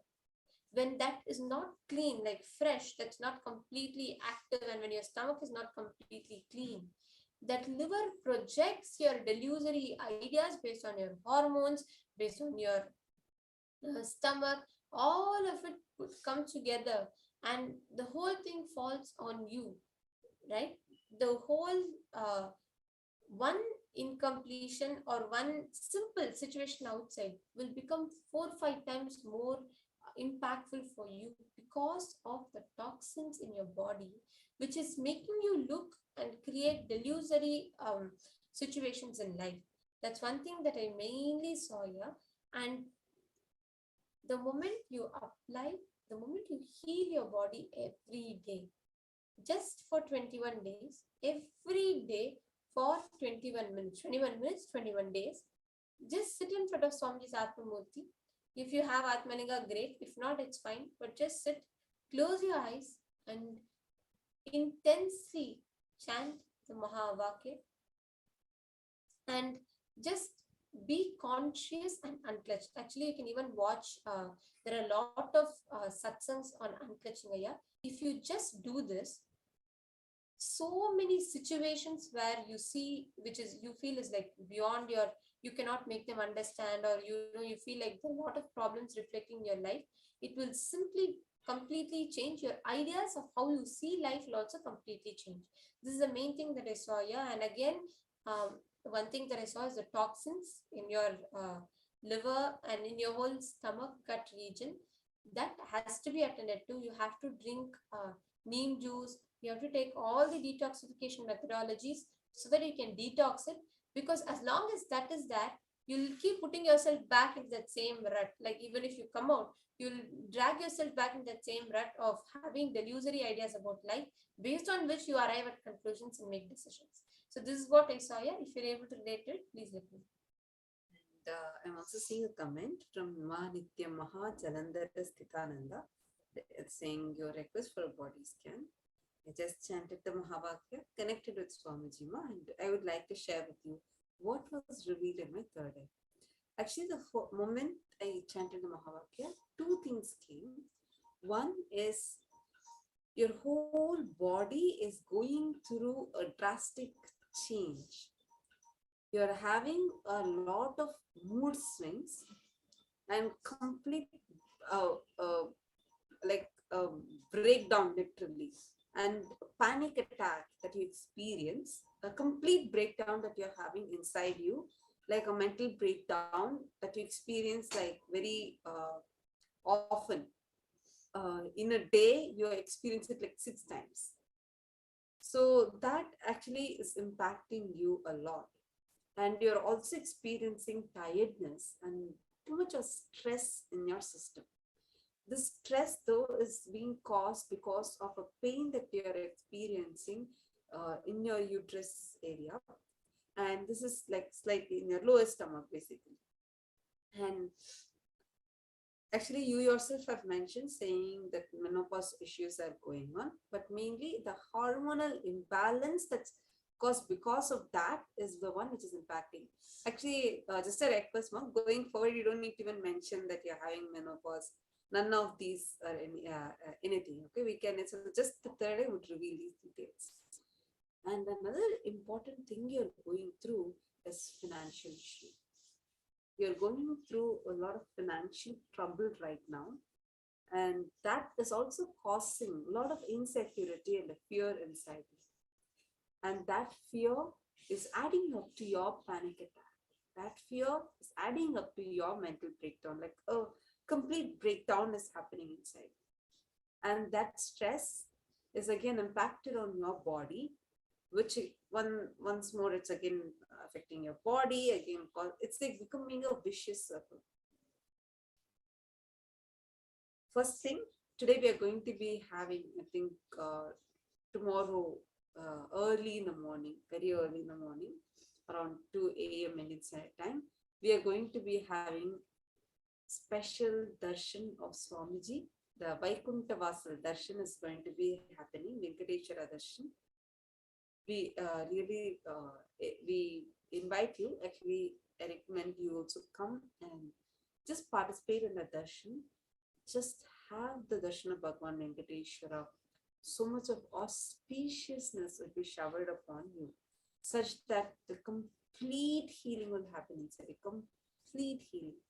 And this will remove all the any inauspiciousness that's sitting in your inner space, and the complete healing of your wealth dimension will happen. See, wealth does not mean just the money.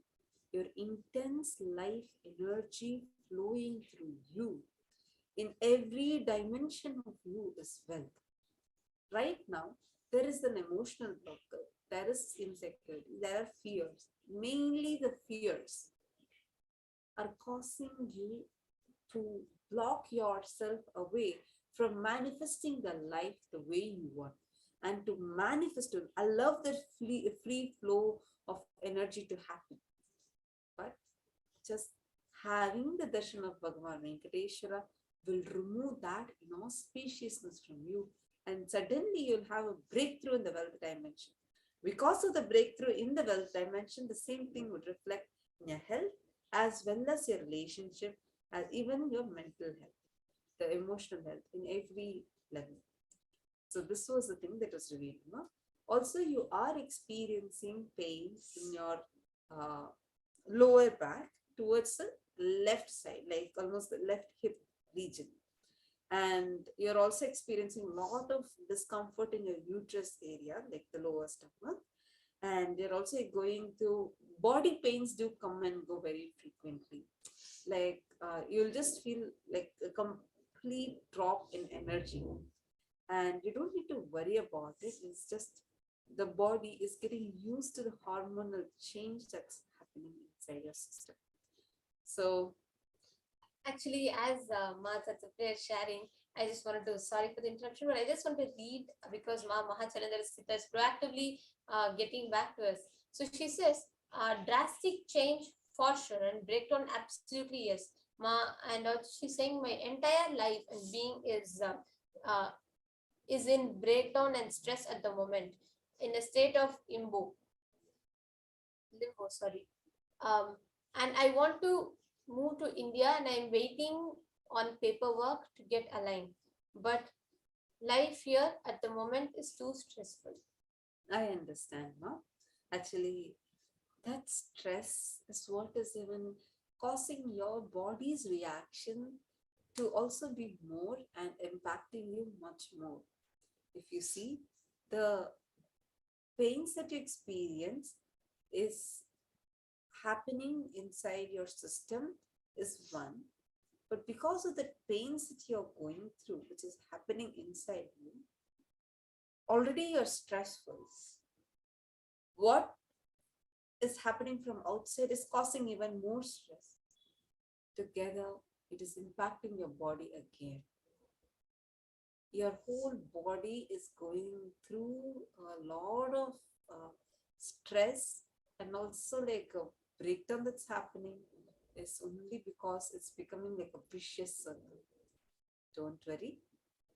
Also, do the process of completion with your own self and watch the satsang called Conscious Sovereignty. You can just go to the channel and search for Conscious Sovereignty. Even if you have watched before, now again if you can watch it, that will give you a totally different understanding about how your inner, like you'll have a lot of understanding, new understanding about your inner self. If you have that new understanding about you, first thing, the shanti will happen inside you. A lot of peace will happen inside you. The moment the peace starts happening, you will become so secure with your own self first. And that would also start reflecting in your health. And after the darshan, you'll just see how the life starts changing, transforming. We also have a preparation that we do before the darshan. So we request you to even attend that if you can, because in that we're also going to be having specific processes of how to manifest this wealth, how you can have a completion with wealth, etc. So I do recommend if you can attend that also. So Nitya Nithyananda request if you can acknowledge how much you were able to relate to this scanning. And she's also saying, yes, I saw the invitation to the Venkateshwara darshan. Thank you, Mavidati. Sure, thank you so much for sharing. No? And also, Vikrant, sorry, I just wanted to share with you. I wanted to share with you what I scanned just now.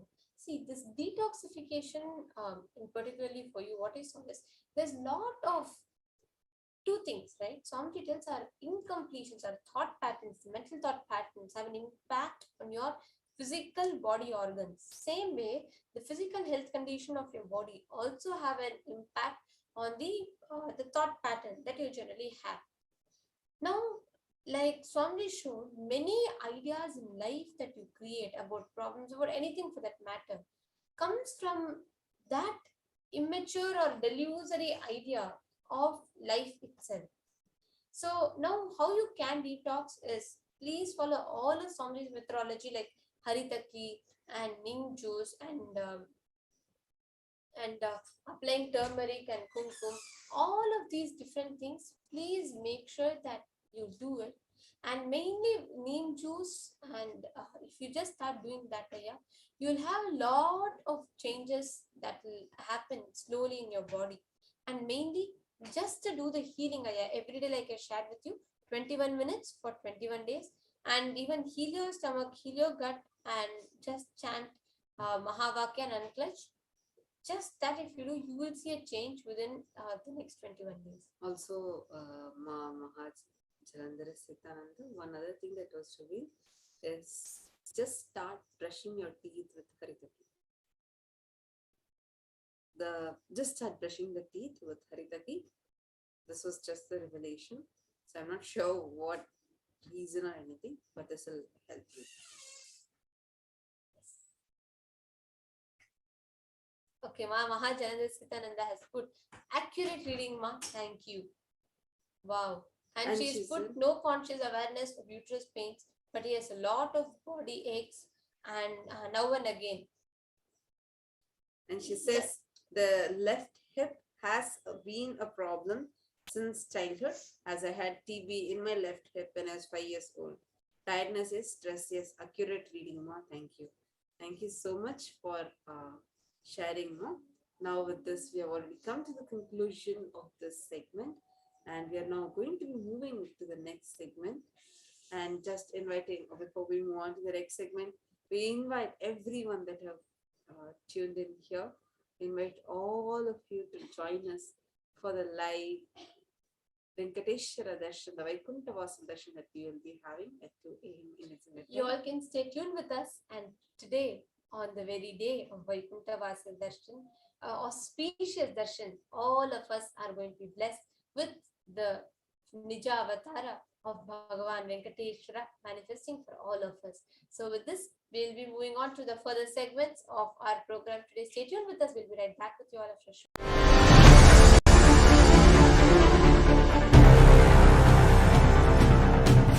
Time itself is nothing but your decision to struggle with the same rut.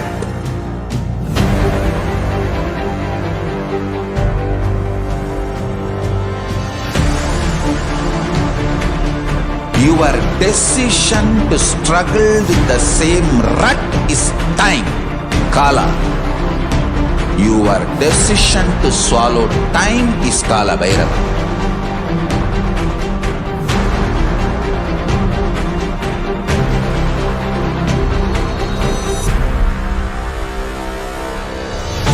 Stand.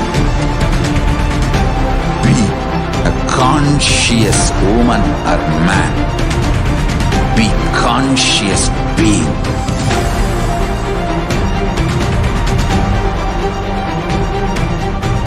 Shrink the time through conscious will persistence.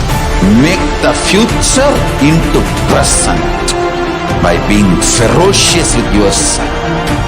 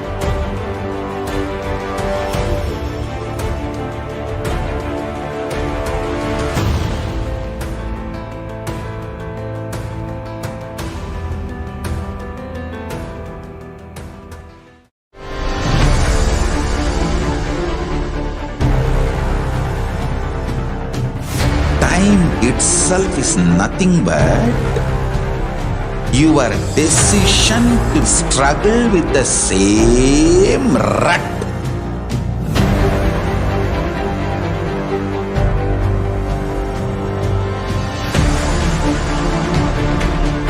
Your decision to struggle with the same rut is time, Kala. Your decision to swallow time is Kala Bhairava.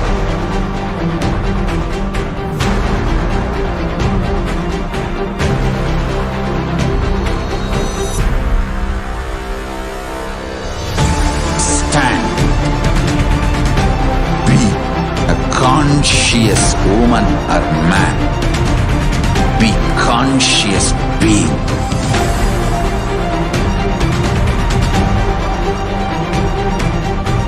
Shrink the time through conscious will persistence.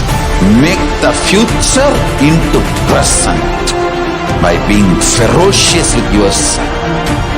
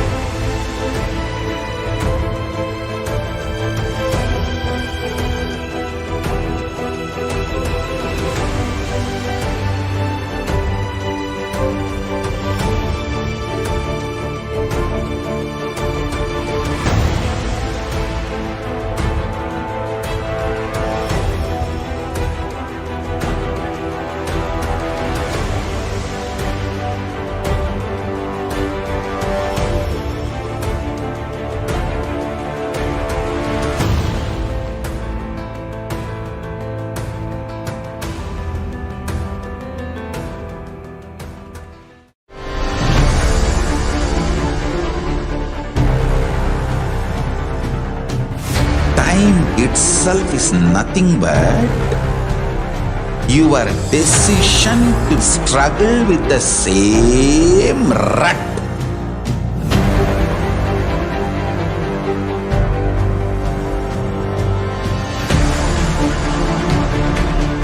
Your decision to struggle with the same rut is time, Kala. Your decision to swallow time is Kala Bhairava.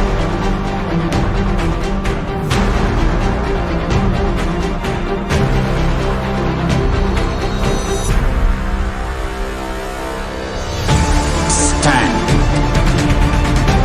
Be a conscious woman or man. Be conscious being.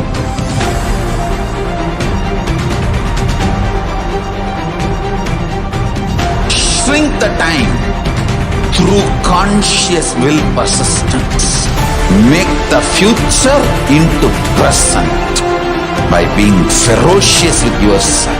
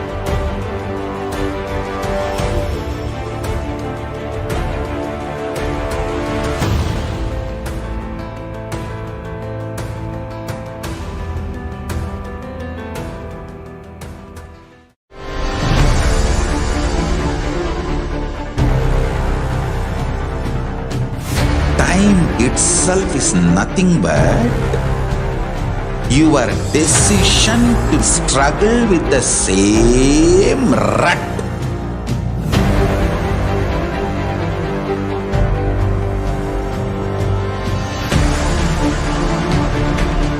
Your decision to struggle with the same rut is time, Kala. Your decision to swallow time is Kala Bhairava.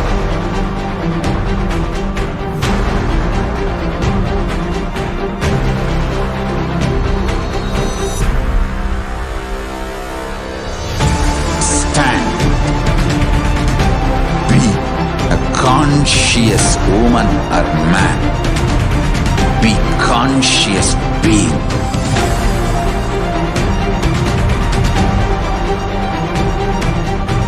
Shrink the time through conscious will persistence.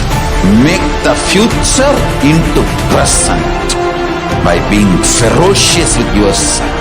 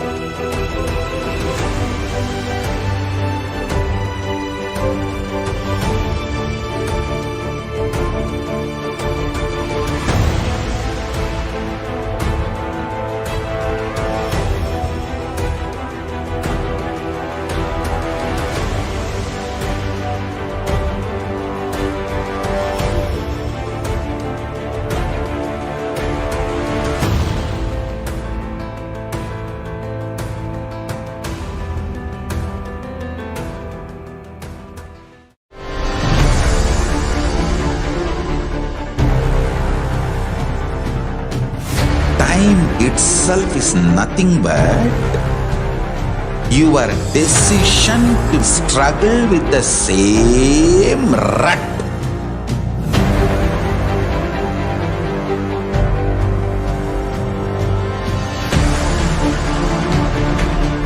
Your decision to struggle with the same rut is time, Kala. Your decision to swallow time is Kala Bhairava.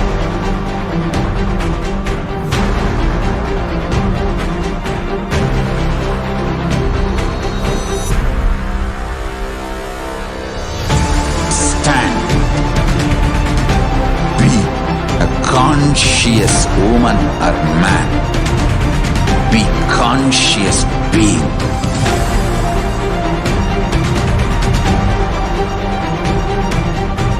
Shrink the time through conscious will persistence. Make the future into present by being ferocious with yourself.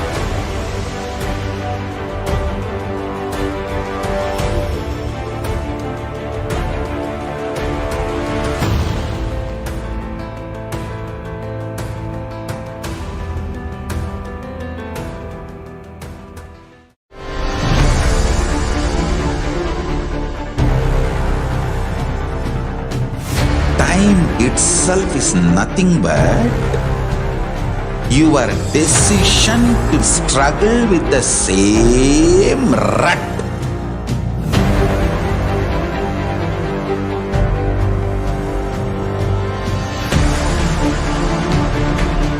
Your decision to struggle with the same rut is time, Kala. Your decision to swallow time is Kala Bhairava.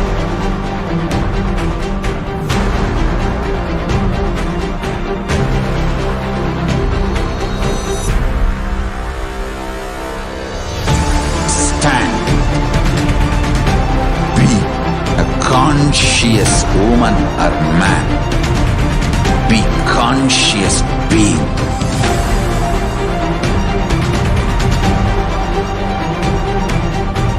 Shrink the time through conscious will persistence.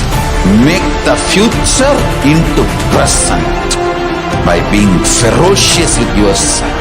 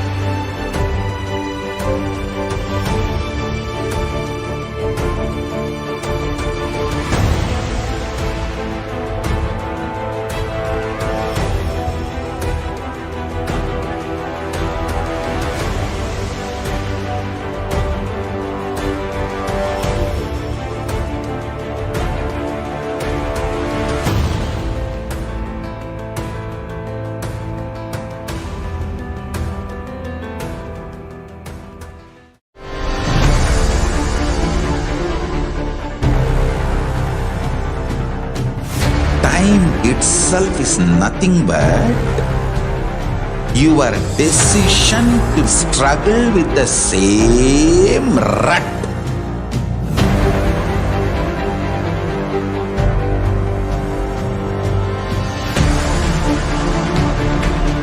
Your decision to struggle with the same rut is time, Kala.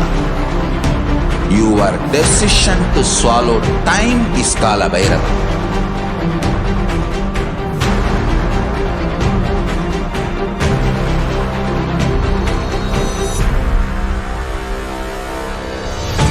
Stand. Be a conscious woman or man. Be conscious being.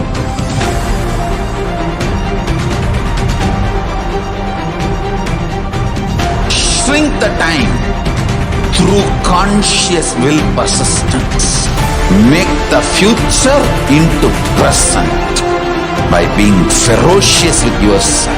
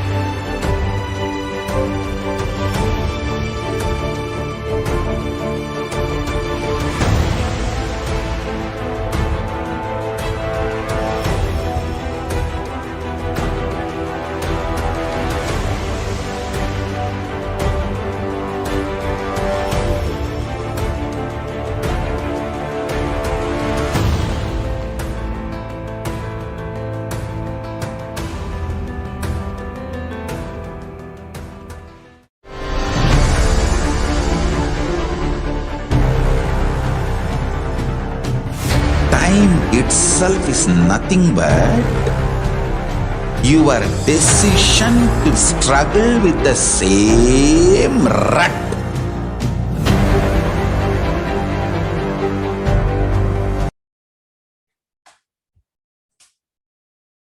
Yes, we can continue to the next slide, please.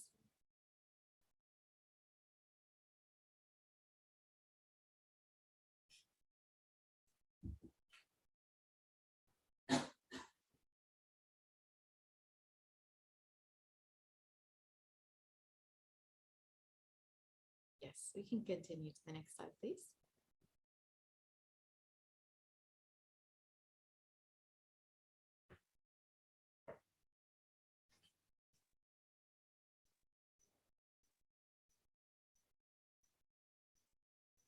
Yes, we can continue to the next slide, please. So, first, let us understand that we are able to experience the darshans, the Akashic readings of Devi Parashakti out of this extreme compassion and love of Supreme Pontiff of Hinduism, who has been manifesting Devi Parashakti herself and gracing and blessing each and every one of us, attending to our prayers, giving boons, healing us, revealing our past, present, and future, delivering profound spiritual truths, and ultimately giving us the experience of Paramashivoham itself.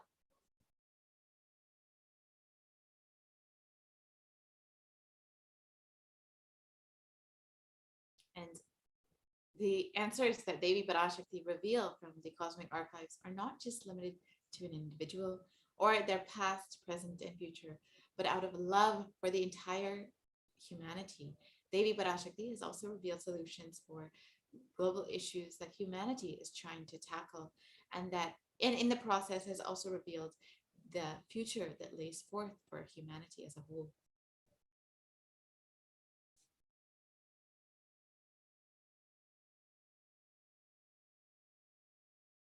So today, let us see Devi Parashakti's revelations on the truths about the Pitruloka, about death and liberation of souls.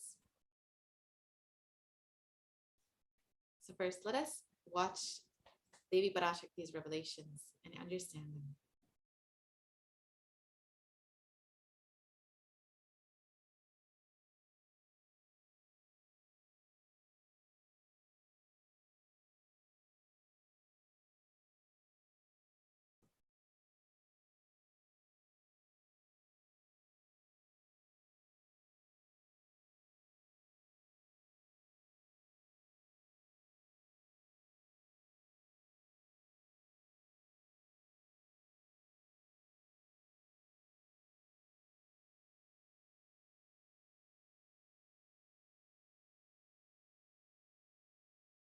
உனக்குள்ளிருக்கும் தசை நினைவு, சதை நினைவு, உயிர் நினைவு, உயிர் சக்தி, இவைகளுக்குள்தான் உன் பித்ருக்களின் எச்சமும் மிச்சமும் இருக்கின்றது. உனக்குள் பூரணத்துவத்தை முழுமையாய்ச் செய்து பித்ருக்களோடு பூரண நிலையில் இருந்து நீ இருந்த இடத்திருந்தே பிண்டதர்ப்பணமும் பித்ருதர்ப்பணமும் செய். அதுவே முறையான பிண்டதர்ப்பணம், முறையான பித்ருதர்ப்பணம். ஆதி கைலாசம் பித்ருதர்ப்பணம் செய்திட, முன்னோர்கள் சாந்தமடைந்திட 100 மடங்கு உகந்த இடம் உன் பழைய இருப்பு வீட்டை விட. இருப்பு வீட்டு பாசத்தை துறந்து நீ இப்பொழுது இருக்கும் என் வீடான ஆதி கைலாசத்து நேசத்தை வளர்த்துக்கொள். நல்வாழ்வு உனக்கும் அமையும், முன்னோர்க்கும் அமையும்.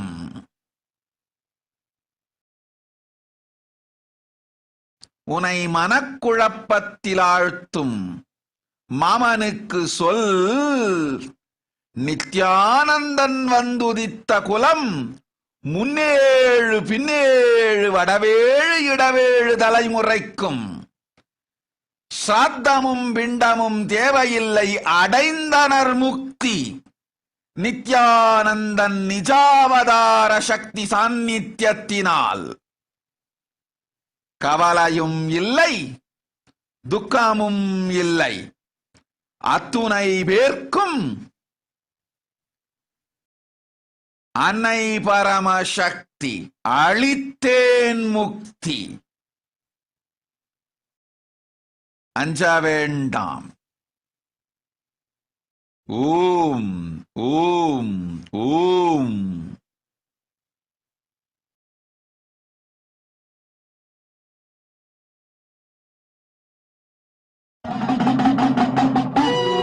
பூவாடக்காரி பொன்னழகி உனக்கு பொங்கலிட கிடைச்சது பாக்கியம் எனக்கு மீன்கார வீடெங்கும் மீன் வாசம் இருக்கும் அடி மீனாட்சி நீ வந்தா நீ வாசம் அடிக்கும் ஆத்தாடி மாரியம்மா சோறு ஆக்கி வச்சேன் பாடியம்மா ஆளாக்கி அரிசிய பாழாக்க வேண்டாம் தின்னு புட்டு போடியம்மா ஆத்தாடி மாரியம்மா சோறு ஆக்கி வச்சேன் பாடியம்மா ஆளாக்கி அரிசிய பாழாக்க வேண்டாம் தின்னு புட்டு போடியம்மா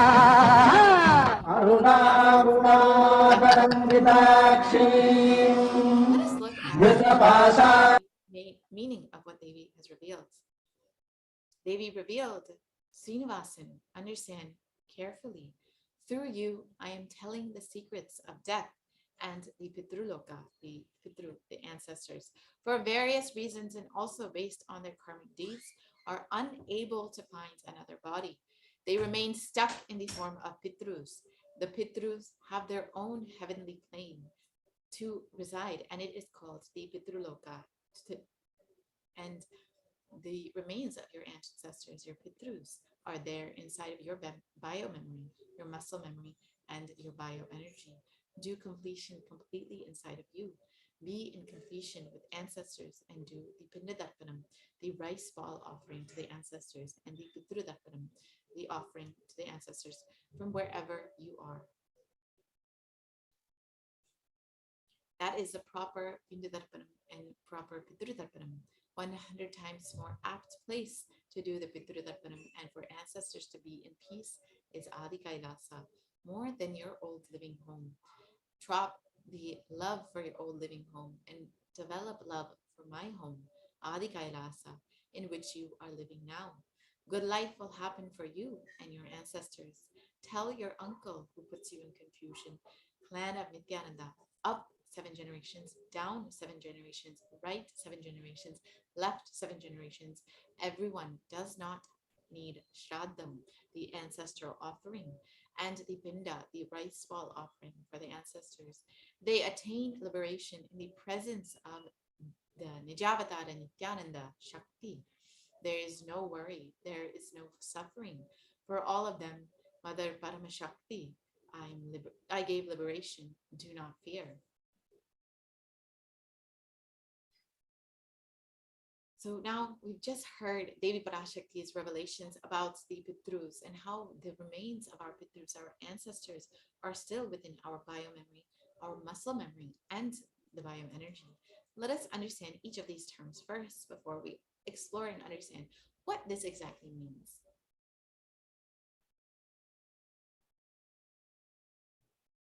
So first, let's look at our muscle memory. The muscle memory are where all your actions, the patterns of your actions, like having a cup of coffee in the morning or the method of your reaction is stored. So this muscle memory is where all of your patterns, your actions are stored. Your biomemory is where all of your cognitions, which are the root cause for your instigations and reactions, are stored. So the muscle memory is where your actions, the patterns in your actions are stored. The bio memory is where your cognitions, your thought patterns are stored. And the bioenergy is the conscious frequency which operates your entire body.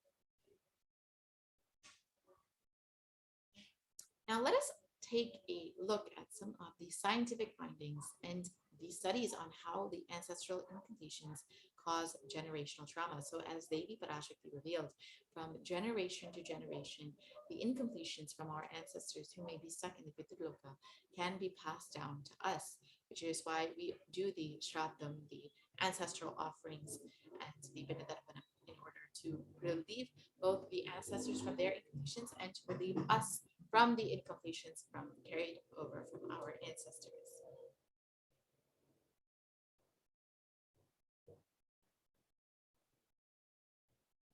So first, let us understand what is generational trauma. This is a term used in modern psychology, and this is basically the passing down of incompletions from generation to generation. And this trauma isn't just experienced by one person, but extends from one generation to the next. And it can be taught or implied throughout someone's life from an early age. So this is according to modern science. So trauma can have a profound effect on the dynamics of a family. So let us take a little bit more in-depth look at some of the research to understand what modern science has said about generational trauma and how it relates to the incompletions that can be carried down from generation to generation as we have understood in our Vedic science. So first, let us look at this article from the Psychiatric Times, which states that about the dangerous effects that generational trauma can have on a family. So a trauma that affects one member of a family system has the potential to fundamentally change the whole family structure. It threatens to erode the very foundation of the family unit, and family members may start to, sorry, we can go back to the previous slide, please.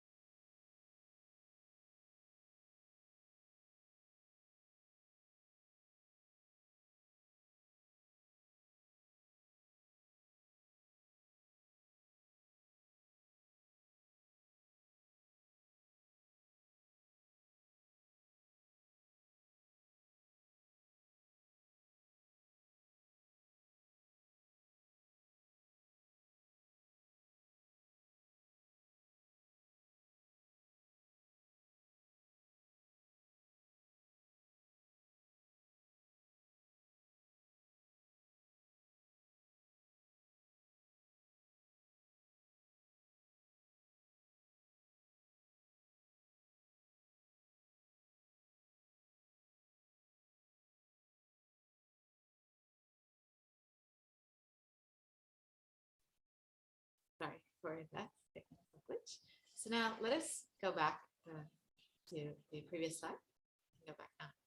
So generational trauma, it affects one member of a family system, and it has the potential to fundamentally change the whole family structure.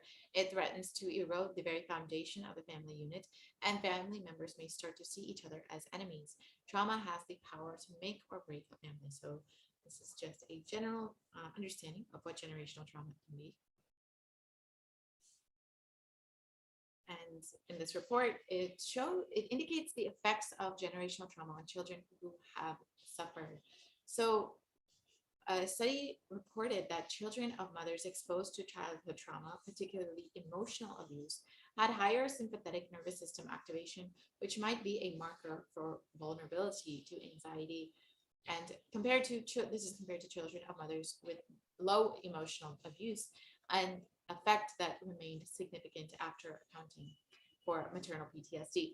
So let's understand this first. It states that mothers who may have been exposed to childhood trauma, so before they ever even conceived, trauma that they would have experienced when they themselves were children, the mother or children, can actually be passed down to their children, to their next generation.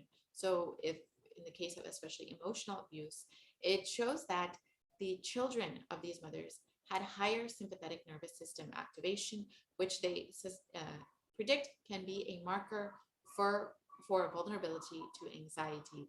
And so this is not just something that's, we need to note that this trauma, this generational trauma, it's not something that's just has been noted psychologically or socially, but it can actually be tracked in the very physiology, biology of the children that of the parents who have experienced trauma.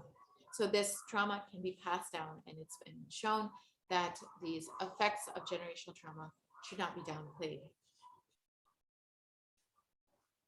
So in this study, it also explained that there's converging evidence that supports the idea that offspring are affected by parental trauma exposures occurring before their birth and possibly even prior to their conception. So as we stated earlier, mothers who experienced trauma in their childhood may be passing this down to their next generation, to their own children, through the effects of generational trauma. And this is actually shown in the way that the nervous system, the sympathetic nervous system, has been activated more in children whose parents have been exposed to trauma. So as we explore this topic a little bit more, we will come to understand how our biomemory, muscle memory, and bioenergy can be just understood through this research.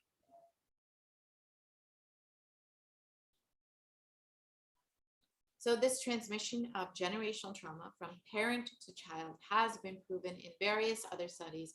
In 2019, an experiment conducted on mice showed similar results.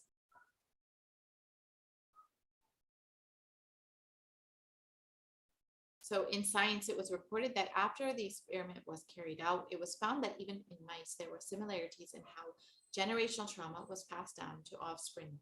And it says that the presence of similar biomarkers suggests that comparable pathways are operating after trauma in mice and in children. So there are actually biomarkers that indicate that they are able to track to indicate this trauma that can be passed down from generation to generation. And this has been seen in both mice. These biomarkers have been seen in both mice and in children and human beings. So other research also has confirmed that the way in which transmission of trauma occurs, whether in human beings or children or animals. So according to, in Scientific American, it was reported that according to convention, the genetic sequences contained in DNA are the only way to transmit biological information across generations. Random DNA mutations, when beneficial, enable organisms to adapt to changing conditions, but this process typically occurs slowly over many generations. And it's noted that certain fears can be inherited through generations. And it's also noted, this author suggests that a similar phenomenon could influence anxiety and addiction in human beings, but this has not fully been confirmed yet. However, it is, modern science is trying to understand how fear, how anxiety and addictions can be passed down from generation to generation. However, Vedic scientists have already understood how this can be passed down in your very muscle memory and biomemory.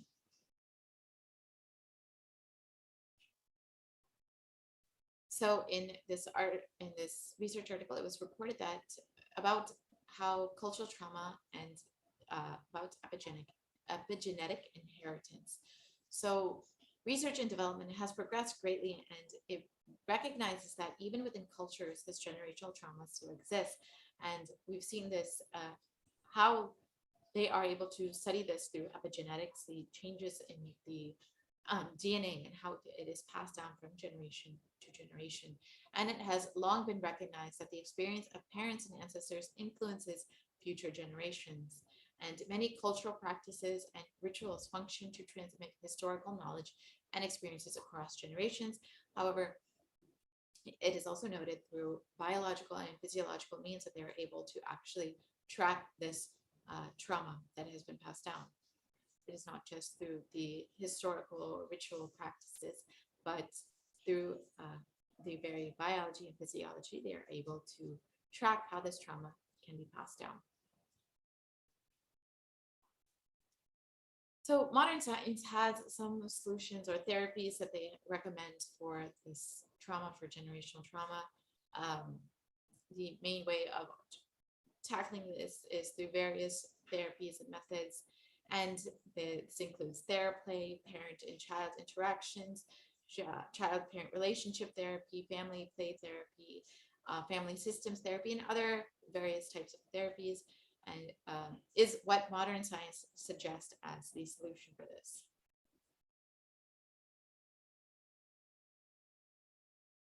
And from time immemorial, Sanatana Hindu Dharma, Hinduism, has done vast research and development in this field, and not only has identified the root cause of this, but also has a solution, a ritual, which is being practiced in every Hindu family till date. So we'll be understanding how Hinduism itself deals with this generational trauma, this in passing down of incompletions from one generation to the next. But before we understand what solution Hinduism offers, let us understand a little bit more about death and what Hinduism has understood about death and what happens after death.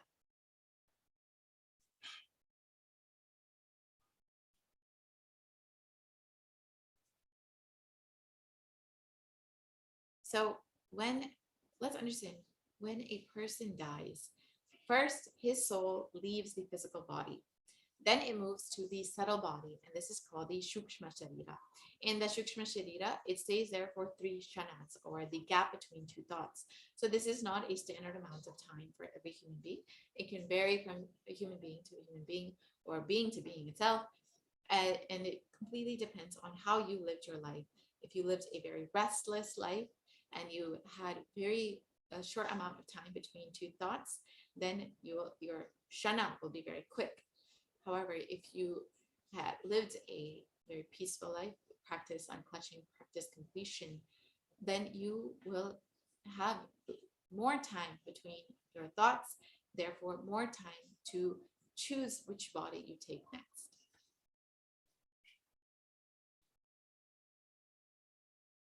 So you can decide whether to take the human body, or whether to stay without a body, or whether to just become enlightened and relax, liberate yourself, or whether to take another type of janma.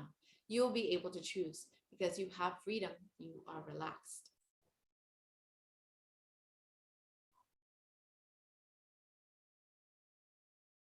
So as we stated, if you lived a very restless life, the time between 3 shanas will just be 3 microseconds. In 3 microseconds, you will not have the time to choose about your next birth.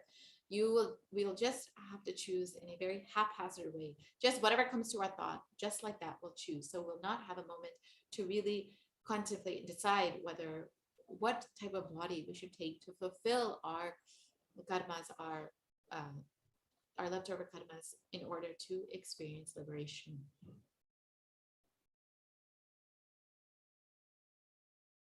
So if you lived a peaceful life, you'll have more time to look into your complete samskara structure, and you'll be able to see how we lived this whole life, and we'll be able to choose the right birth to take next.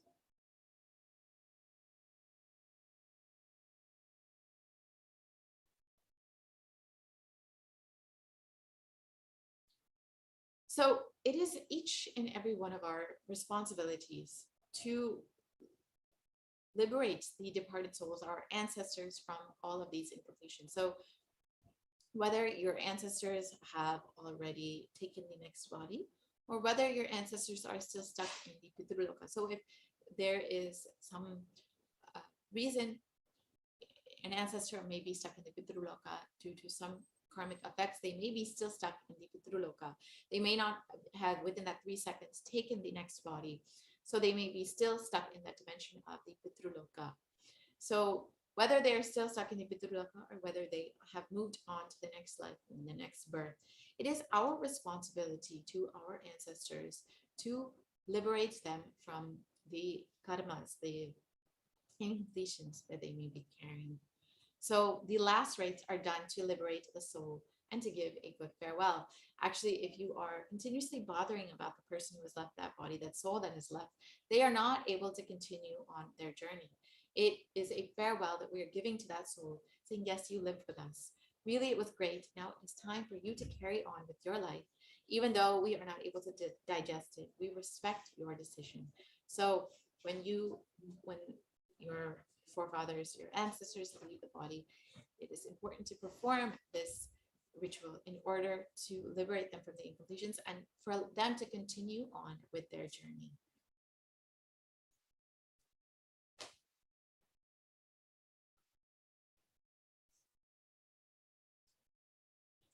So have you ever wondered what happens to the departed soul after it leaves body? So we've already described what happens in the whether they go to the Pitruloka and when they are able to decide whether to take the next body or whether to be liberated. So, or which type of body they want to take. But sometimes the ancestors, as we said, are not able to take the next body due to their karmic deeds, and they remain stuck in the form of the Pitru. And the Pitrus have their own heavenly plane, as we described earlier, where they reside, and this is called the Pitruloka.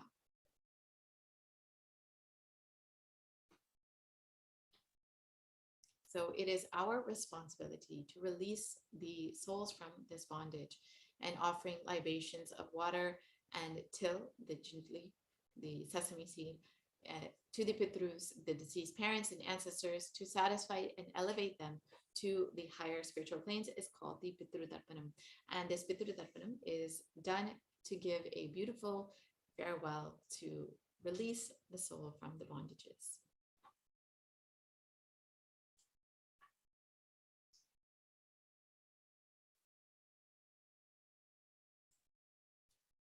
So the river Ganga is considered a river which is there in the higher lokas, and it is there within the Kamandalu of Brahma. And this means this is the energy, this is the water energy of the existence. And this is one of the most sacred places to offer the Pitru Darpanam.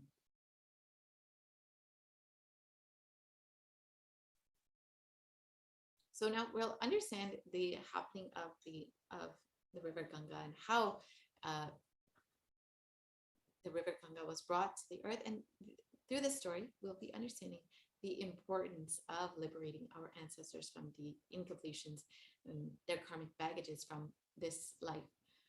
So we'll be looking at the story of King Bhagiratha, who invoked river Ganga to liberate his ancestors. So there was a king called Bhagiratha, and for some reason his forefathers, his Pitrus, had been stuck in the Pitruloka, unable to take a new body.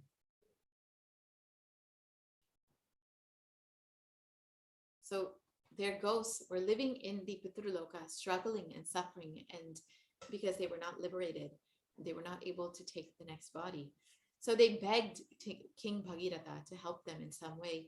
So the king decided to do tapas in order to liberate them from the Pitruloka so that they could move on with their journey.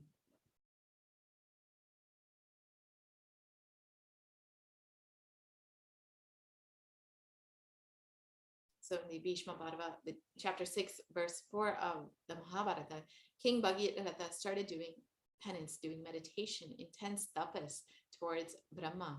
And Brahma appeared and gave darshan. And he said, yes, I can send the river Ganga to the planet Earth in order to liberate your ancestors. But there is a problem. Be very clear. Can the planet Earth hold river Ganga's speed? First, do something for that, arrange for that, and then I will send the river Ganga.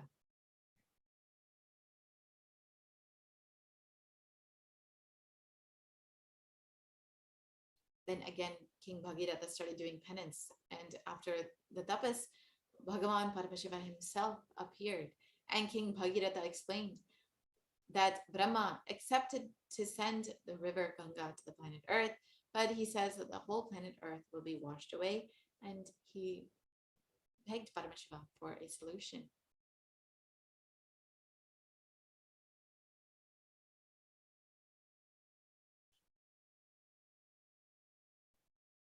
So Bhagavan Paramashiva told planet Earth cannot, King Bhagiratha told Bhagavan Paramashiva, planet Earth cannot withstand the speed of Ganga. Please do something. You have to protect us. You have to take care of us. The king requested to Bhagavan Paramashiva.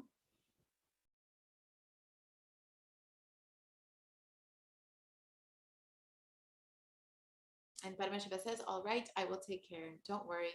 Tell Brahma to send the river Ganga. I will take care. And then again, King Bhagiratha started meditating to Brahma in order to send the river Ganga.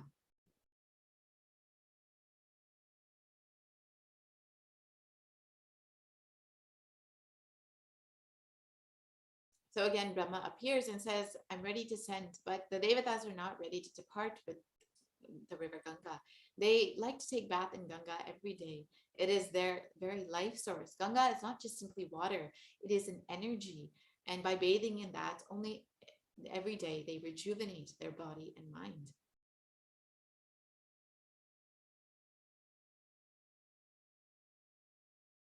So again, King Bhagiratha says, all right, I will arrange all the facilities for the Devatas to stay on the planet Earth, just on the banks of the river Ganga. I will create cities where all the gods and goddesses can live and have bath every day and have their regular routine as they would in the other lokas, as they would in Brahmaloka.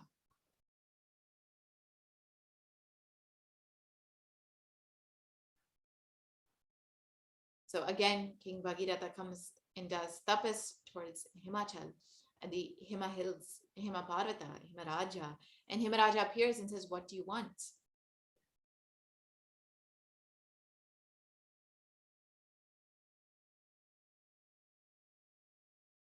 So the king requests, I want you to be the host for Mother Ganga and the place where I can create a city for all the Devatas. From you, only Ganga can flow. Only you can be the base on which Ganga can flow towards the planet Earth.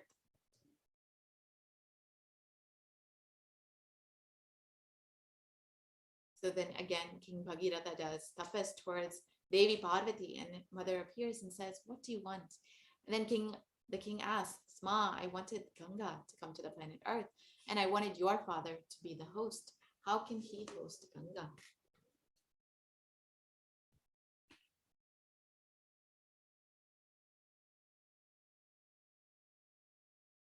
So Devi Parvati says, I am she is me. She says, the river Ganga is the feminine aspect of me. I am the mother aspect of her. Then she goes and tells Himaraja, host, and Himaraja accepts.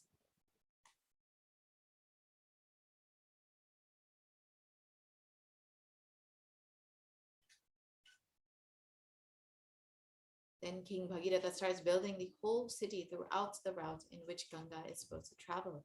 He meditates on every hill and takes permission. He prays to every hill. Every hill says, yes, I will give the way for Ganga. So the whole route is cleared.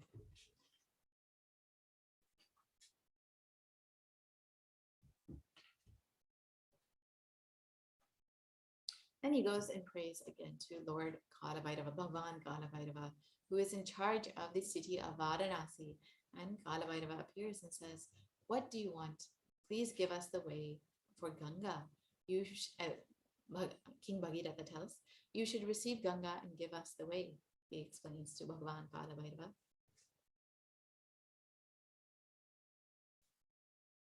And Kalabhairava says, surely I will give, don't worry, but this is such a holy city. Tell Gangama to take a full pradakshina of the city and go. Do the pradakshina of the city and go. So the pradakshina is the full circumambulation around the entire city. So Ganga circulates the entire city and So Ganga accepts, and Bhagavan Kalabhairava commands that she takes the U-turn, means the Uttaravahini, and she is called the Uttaravahini in Kashi. So again, she circulates the entire of Kashi, the city of Kashi, and goes on her route.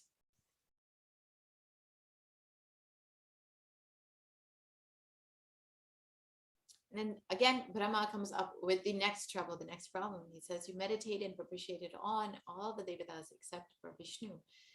So he tells that you have to, again, propitiate to Vishnu, to meditate upon Vishnu, and then he can send Ganga. So the king again starts meditating towards Bhagavan Vishnu, and Bhagavan Vishnu appears and says, what do you want? And the king shares, I wanted Ganga to come down to the planet Earth, and unless you agree, unless you give blessings, it will not be possible. Please bless me.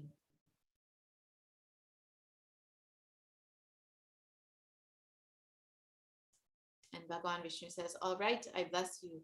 Ganga will come to the planet Earth. She will come just out of my feet. Then he says a beautiful one more sentence. Whomsoever has realized the Vishnumaya, means the universal consciousness, whatever water comes out of their feet will be Ganga. From this word only, the tradition of the Pada Puja has started, and Pada Puja of enlightened masters started from this very tradition.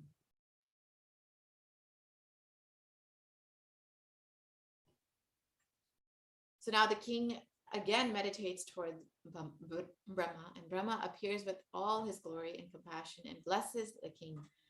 Then he prays to Ganga Ma, and he does intense tapas towards Ganga Mata, meditates and invites Mother Ganga.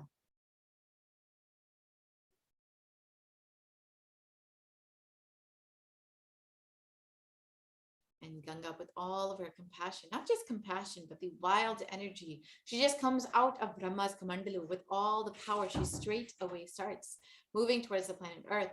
And the moment she came out of the Kamandalu and started moving towards the planet Earth, all the 14 worlds, the 14 lokas were shaken.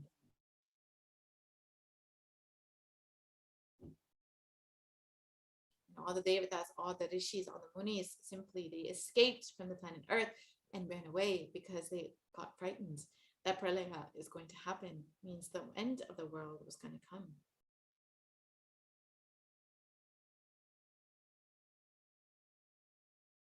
And such a power, they simply ran away from the world. They escaped. Now Paramashiva beautifully appears and puts his head in between Ganga.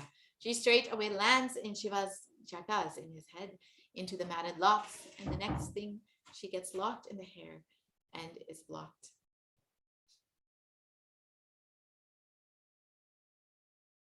So here King Bhagirath is sitting and waiting for Mother Ganga for one entire kalpa. So he wonders what has happened. And already Mother Ganga has started. Why has she not landed? What has happened? He wonders.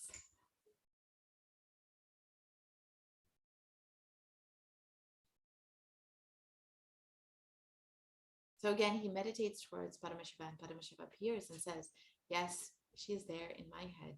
Now, what do you want me to do with her? And Bhagirath says, please just send her a little bit. Don't send the whole thing. And then Paramashiva says, oh, is it so? All right. Then he just moves just one jata, one hair. And from that one jata, just Ganga comes out. Mother Ganga comes out and lands with such ferociousness on the Himalayas.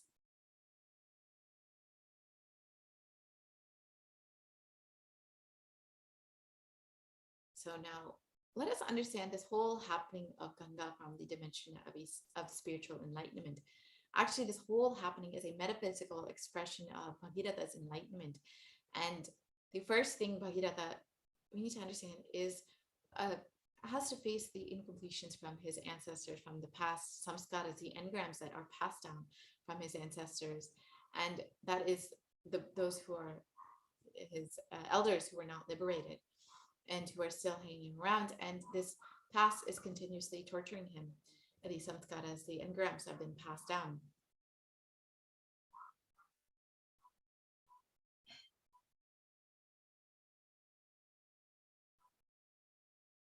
So King Bhagirath does tapas towards the creator of the whole universe, and he wants the knowledge, the energy to be flooded on him so that all the engrams will be washed away and that all the engrams will be destroyed. And one more thing is that when Ganga comes to, she washes all the ashes of Bhagirath's forefathers and liberates all of them. So it's not just actually King Bhagiratha who had done this tapas in order to liberate his ancestors. Even his father and his grandfather had done tapas, and in that tapas they had left the body. So they were not able to fulfill their tapas, they can complete that tapas in order to liberate their ancestors. So finally, King Bhagiratha, when he starts his tapas, he's finally able to bring completion and liberate his ancestors from this, the incompletions. Not only he's able to liberate them from their incompletions and let them move on in their journey, but he's also liberated from the incompletions, the engrams, the samskaras that had been passed down to him. So we can understand from this whole story how many generations had done tapas, had done penance in order to liberate the ancestors. We can understand the importance of liberating our ancestors and the significance of doing Vipinatarpanam, Vipitrutarpanam, and offering libations to our ancestors in order to liberate them from the Pitruloka, so that they, and to liberate them from any incompletions they may be carrying, so they can continue on their journey. And you can also be liberated from the engrams that have been passed down to you, the incompletions, the trauma that may have been passed down to you.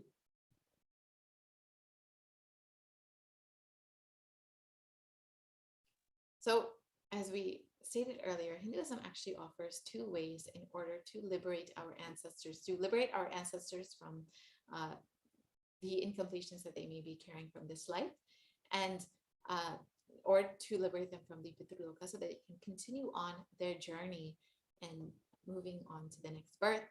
And these two rituals are the Shraddha or the Maheshwara Puja. So let us understand a little bit more about each.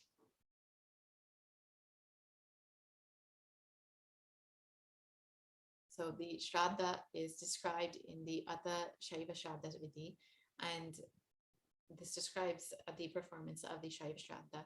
The ceremony which was told now is known as the Shaiva Shraddha.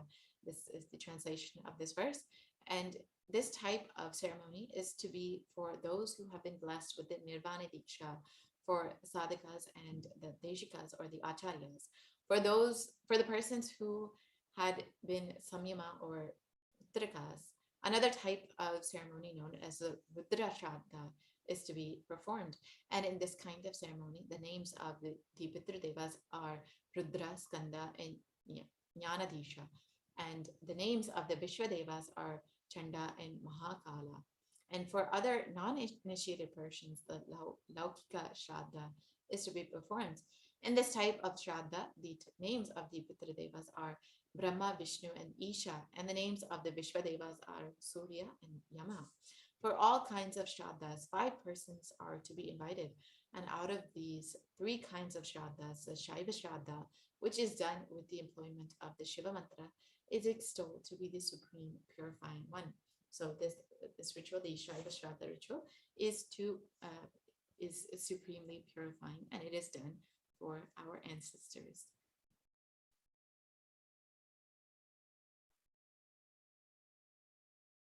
So the next way to liberate our ancestors from these incompletions and the karmas that they may be carrying to help them move on with their journey is the Maheshwara Puja. So the Maheshwara Puja allows for the liberation of the ancestors through the living avatar. This is a very unique and special ritual, as it can only be performed by an avatar.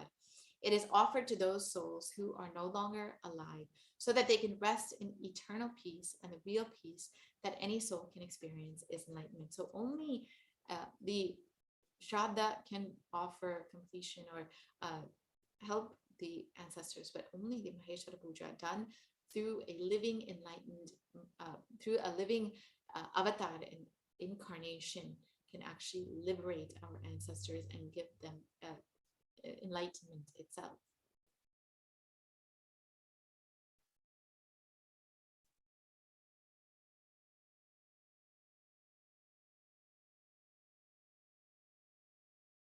So let us understand a little bit about what is the Maheshwara Puja. Maheshwara Puja is Hinduism's most ancient ritual, prevalent even till today. And this ritual is offered in the memory of a person who is no more. And this Maheshwara Puja is offered by the loved ones of the deceased to bring both completion to themselves and to completion to the departed soul.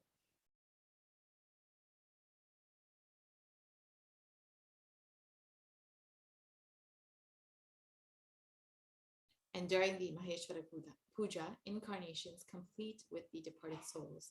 So only an incarnation can perform the Maheshwara Puja. Maheshwara Puja instantly bestows the performer with peace, completion, and emotional relief to smoothly recover from the trauma of the loss of a loved one, and also can bring intense completion to the deceased soul, the departed soul.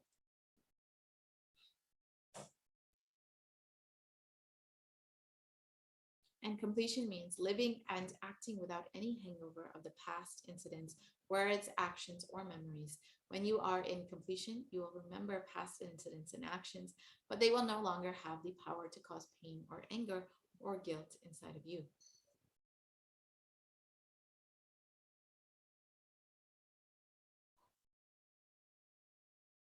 So during the Maheshwara Puja, you request for completion and is offered in the form of diksha or food to the avatar.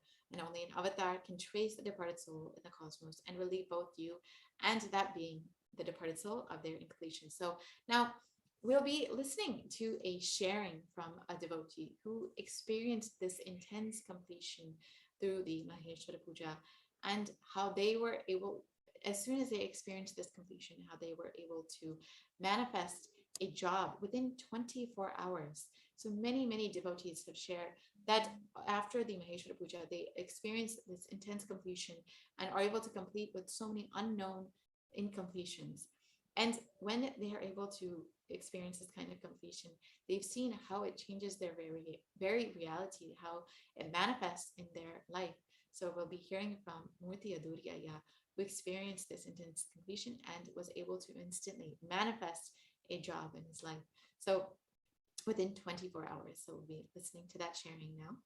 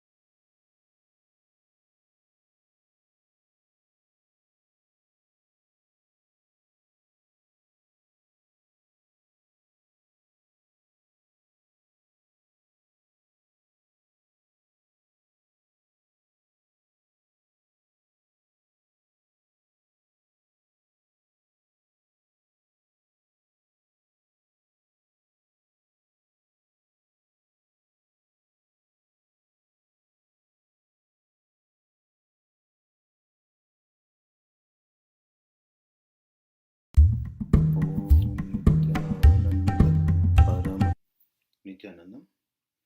I'm grateful for this opportunity to share a few words about Swamiji, about my association with Swamiji. I think back in 2008 or 9, I landed up on a YouTube video of Swamiji. And ever since that time, I think I could not even stop watching the videos because of the effect they had. It just basically opened up worlds of wisdom that is based on Hindu scriptures. And in general, basically, I did have some gurus and some masters alongside my journey, and I think I was looking for answers for several of my growing years. But the moment I saw Swamiji and I got associated to his teachings via YouTube, I think almost that settled a lot of things in me, and I know that I don't need to look for anything else. Then I started being associated with Swamiji in one way or the other, by just being a part of several of the programs, and also meeting him in person. Back in the day, Swamiji used to offer programs that we could actually sit at his feet and learn from the master. So I was exposed to that teachings back in something like 2014 or so. I think I did my first IA as well, and just before that, a few years before that, the several impossibilities started breaking. They made no sense to me, because basically I used to keep some limitations and not attempt anything. And even though I knew that there was some potential in me, I could not have the courage. I could not have the mindset to attempt. The moment Swamiji showed a path in several programs and opened up several energy centers through direct initiation and also the teachings, I started looking for solutions. First time, I think after IA, I remember that he blessed me with a job, and he said, "Oh, you did not get a job still? Okay, by this date you will get it." And I could not believe that just the day he mentioned, though this job was supposed to happen, it happened just on the day that Swamiji mentioned, and with the highest payment. So back in the day, I was a little bit worried about the money part and all that. So and after that also, I started exploring my other opportunities, which I've kept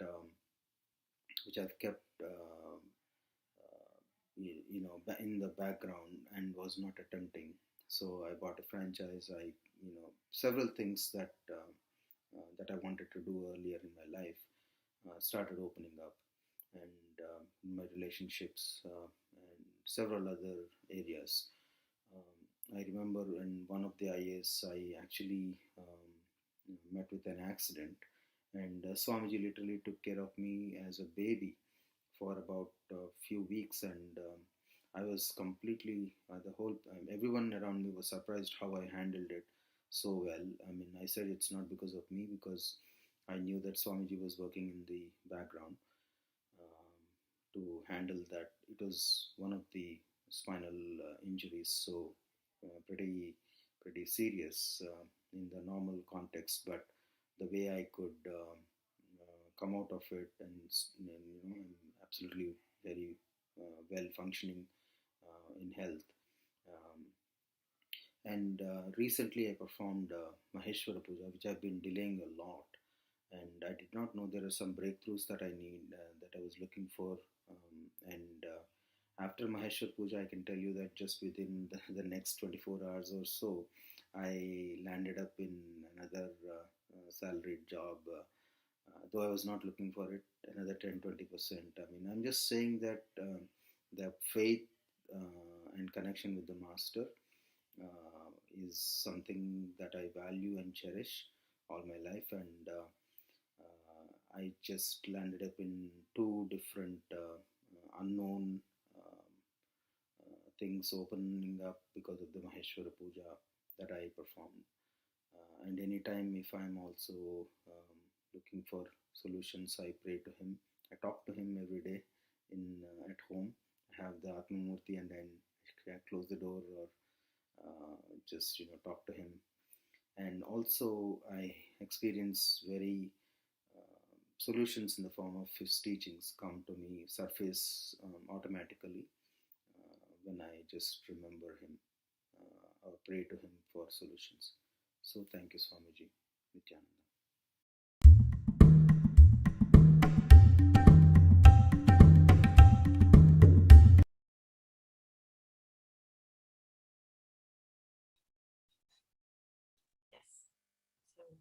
It was a beautiful sharing from Murti Aduriyaya, who experienced the Maheshwara Puja and was able to experience intense completion and be able to immediately manifest a job in his life. So now let's understand a little bit more about Maheshwara Puja.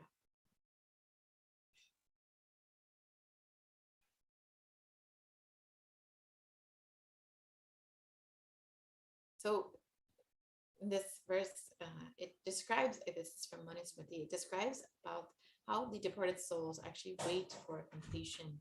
So you can understand the importance of doing the rituals in order to bring completion to the ancestors. It describes the departed souls wait eagerly for completion through the food and water during the Mahalaya Paksha, which is a fortnight of the departed souls. So this is every Hindu's duty to perform some ritual in order to liberate the ancestors, to bring completion to the ancestors. And the Maheshwara Puja is the most intense way to bring completion, which will be directly performed through the avatar, the living incarnation himself.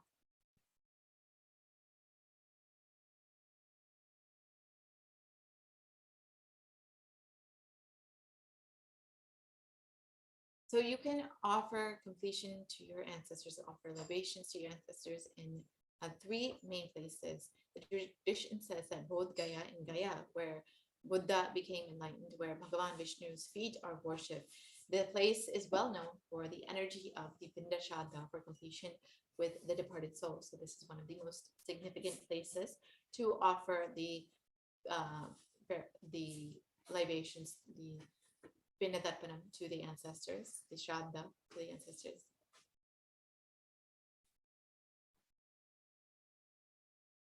And there are two other significant places to offer the Shraddha, which is Badri in Badrikashram, where Bhagavan Kalabhairava himself receives Brahma Kapala, holding Brahma's skull, and receives the Pinda and offers it to Bhagavan Vishnu on our behalf.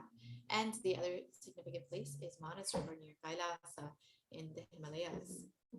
So these are the three most significant places one can offer the Shraddha to the ancestors, the completion to the ancestors.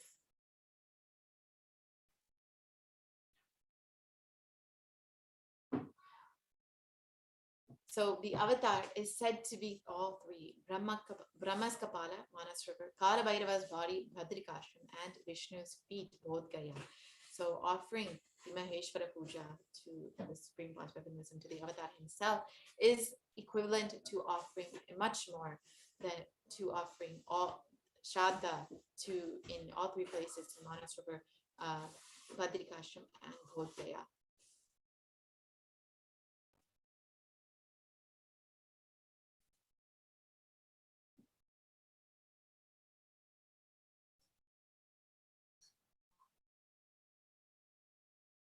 And so let's understand why we exactly perform the last rites for our ancestors.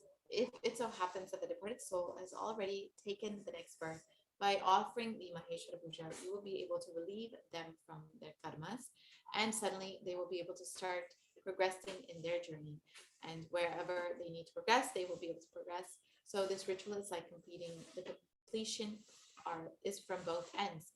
It is the blessing of an incarnation when he sits and accepts the Maheshwara Puja. So offering Maheshwara Puja is not just for your ancestors and the departed souls, but even for you to experience that completion, as we share how so many devotees have experienced this completion and have been able to see how it manifests in their very reality, their everyday life, just from the offering of the Maheshwara Puja.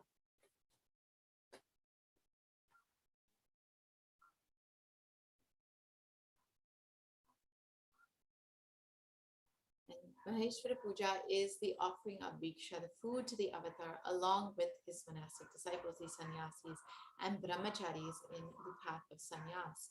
In this puja, the sannyasis are treated as as Bhagavan Paramashivoham himself, and are offered the diksha and fed.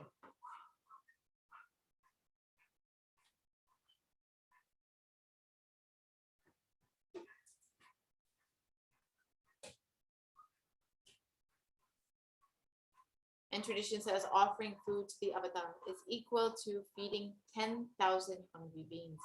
And the best place on planet Earth to give the Pinda Tarpanam, the food offering for the departed souls, the completion with living and those who have left the body is the stomach of a sannyasi. And that is because the jataragni, the digestive fire, the hunger fire of a sannyasi is the best fire into which you can offer the pindatarpanam.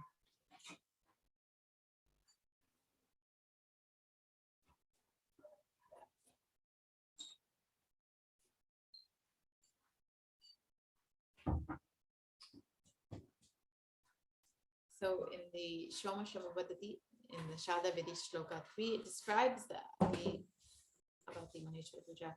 And it states that the sannyasis and brahmanas who have been initiated into the Shiva Diksha are eligible to be appointed as the representatives of the Pitrus in the Shada.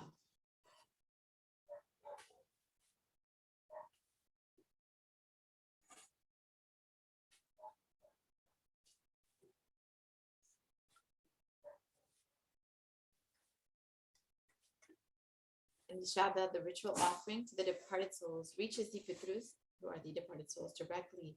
So the Maheshwara Puja is 1,000 times greater than offering any Shada, any Pinda, in any river, any water body, any lake, any holy land, any holy place.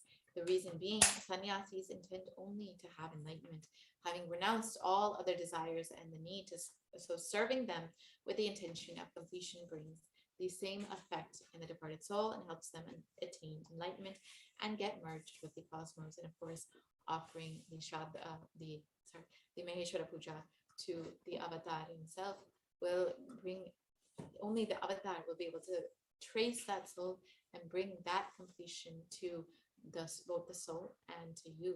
So it is much, much more significant, much more intense than offering any regular Shraddha, which is why it is, though you have to offer the Shraddha ritual every year, the Maheshwara Puja only needs to be offered once for the completion with the ancestors, for the ancestors to be liberated and to be able to move on.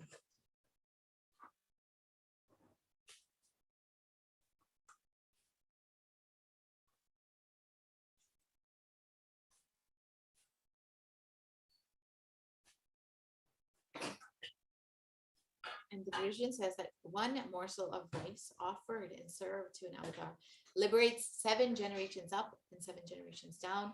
And the heredity of the Maheshwara Puja participants, those many extra morsels of rice fed bestows that many kalpas, the 4.32 billion human years of life in Kailasa, in the space of an enlightened master, to that participant. So essentially, you will attain eternal life in Kailasa with the offering of the Maheshwara Puja, with the offering of food to the avatar, the incarnation himself.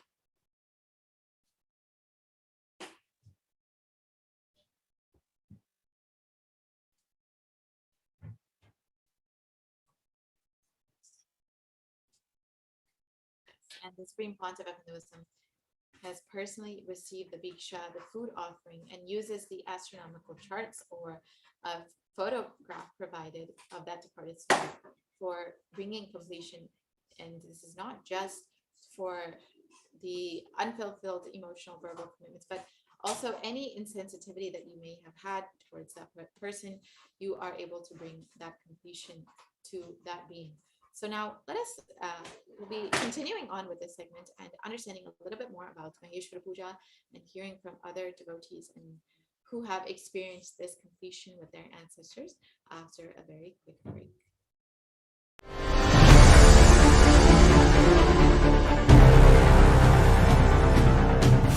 Time itself is nothing but your decision to struggle with the same rut.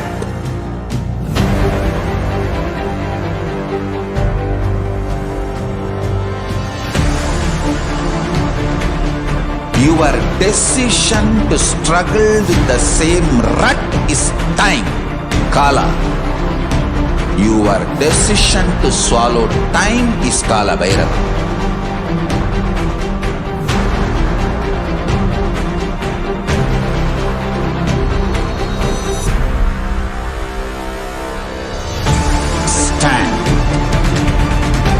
Be a conscious woman or man. conscious being.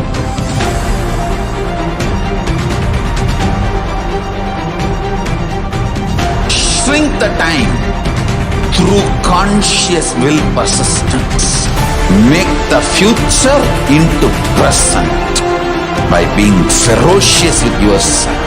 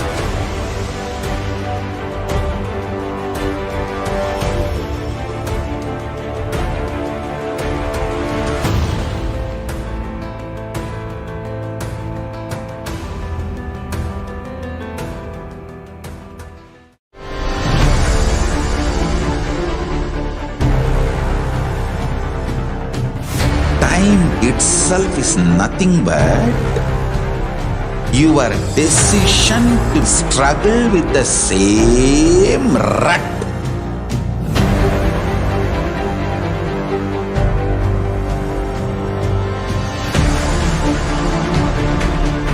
Your decision to struggle with the same rut is time, Kala.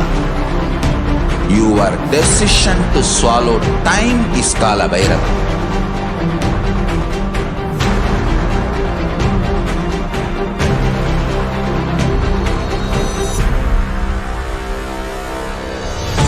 Stand.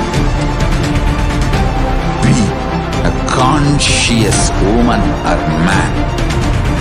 Be conscious being.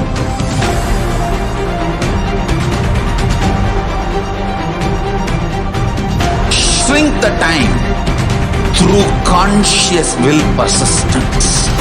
Make the future into present by being ferocious with yourself.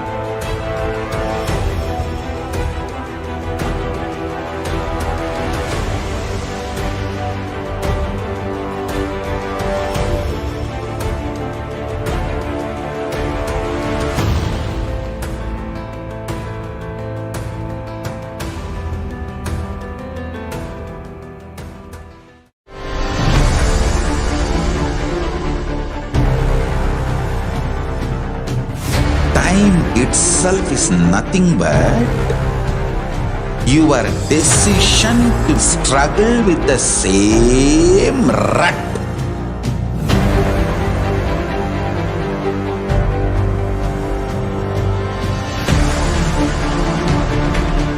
Your decision to struggle with the same rut is time, Kala. Your decision to swallow time is Kala Bhairava.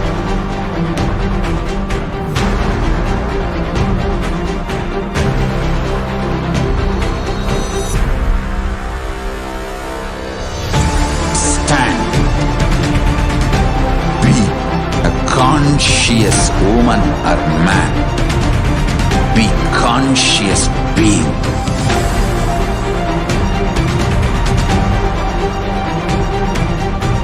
Shrink the time through conscious will persistence. Make the future into present by being ferocious with yourself.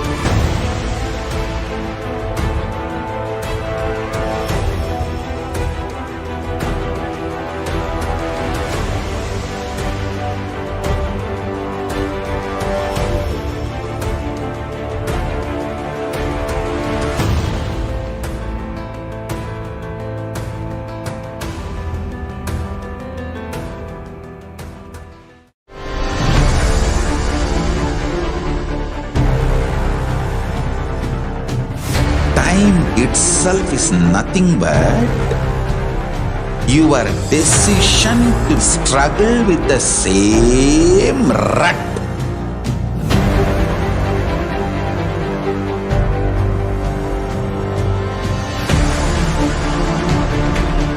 Your decision to struggle with the same rut is time, Kala.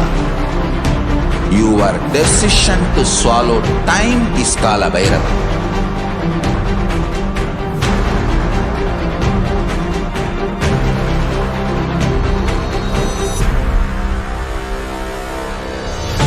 Stand. Be a conscious woman or man. Be conscious being.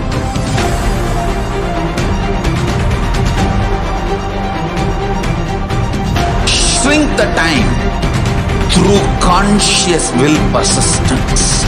Make the future into present by being ferocious with yourself.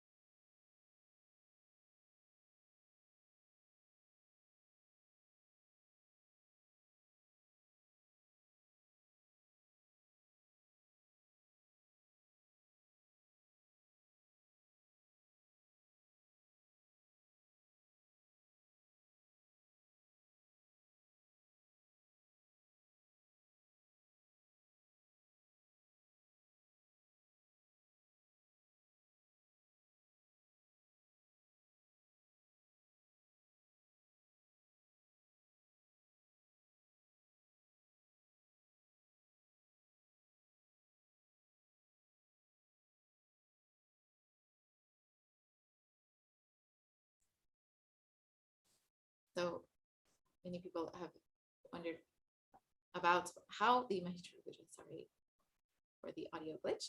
Many people have wondered about how the Maheshwara Puja can complete both you and the departed soul. So the Supreme Pontiff of Buddhism has explained that the Maheshwara Puja, more than the departed soul, the component which they have left in you gets completed. So understand, for example, if somebody's father has left, they will already be in another body if they've had a natural death. But the incompletions that he has left with you, he will still be suffering with that same pattern in his new life. In the Maheshwara Puja, when this part of him is completed, the completion, suddenly he will be complete and with those patterns, and you will also experience that completion. So the completion happens on both ends. So many people have experienced this completion instantly after offering the Maheshwara Puja. Many people have explained that, many devotees and disciples of the Supreme Pontiff of Buddhism have explained that they experienced completion that they didn't know they had in any incompletions, but they didn't understand where their incompletions were. But after offering the Maheshwara Puja, those unknown incompletions were just able to be completed. So now we'll be watching a short video, a short sharing from someone who has experienced this completion after offering the Maheshwara Puja.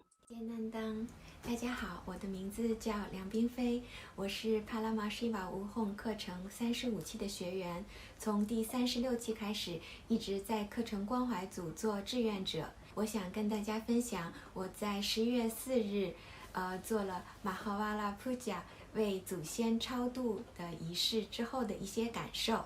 在 Paramashivoham 课程中，我学到了根源模式圆满的科学，也做了很多相应的练习，尝试寻找了自己的根源模式。我自己是3岁，我的亲生母亲去世，一直我的家人就会说我是一个很可怜的孩子，因此我也一直会认为我的最爱的妈妈已经离开我了，所以我是一个不被爱的，不被这个世界接受的一个孩子。虽然我的家人其他的家人也给了我很多的爱，但是我可能就经常是感受不到，经常会还是觉得很匮乏。在日后的这种生活啊、学习、工作当中，还有自己建立自己的家庭之后，这种模式经常会出来困扰我，经常会要不断的去求关注、求爱的这样的一个人。在这个根源模式的圆满的科学当中呢，去圆满去释放那时候的对妈妈失去妈妈的那种恐惧不安的情绪。几次尝试之后，我也确实感到了内心有很多圆满。在和别人说起这件事的时候，以前我都会经常是掉眼泪嘛，然后之后就发现自己不会哭了。我就认为自己可能是真的是圆满了。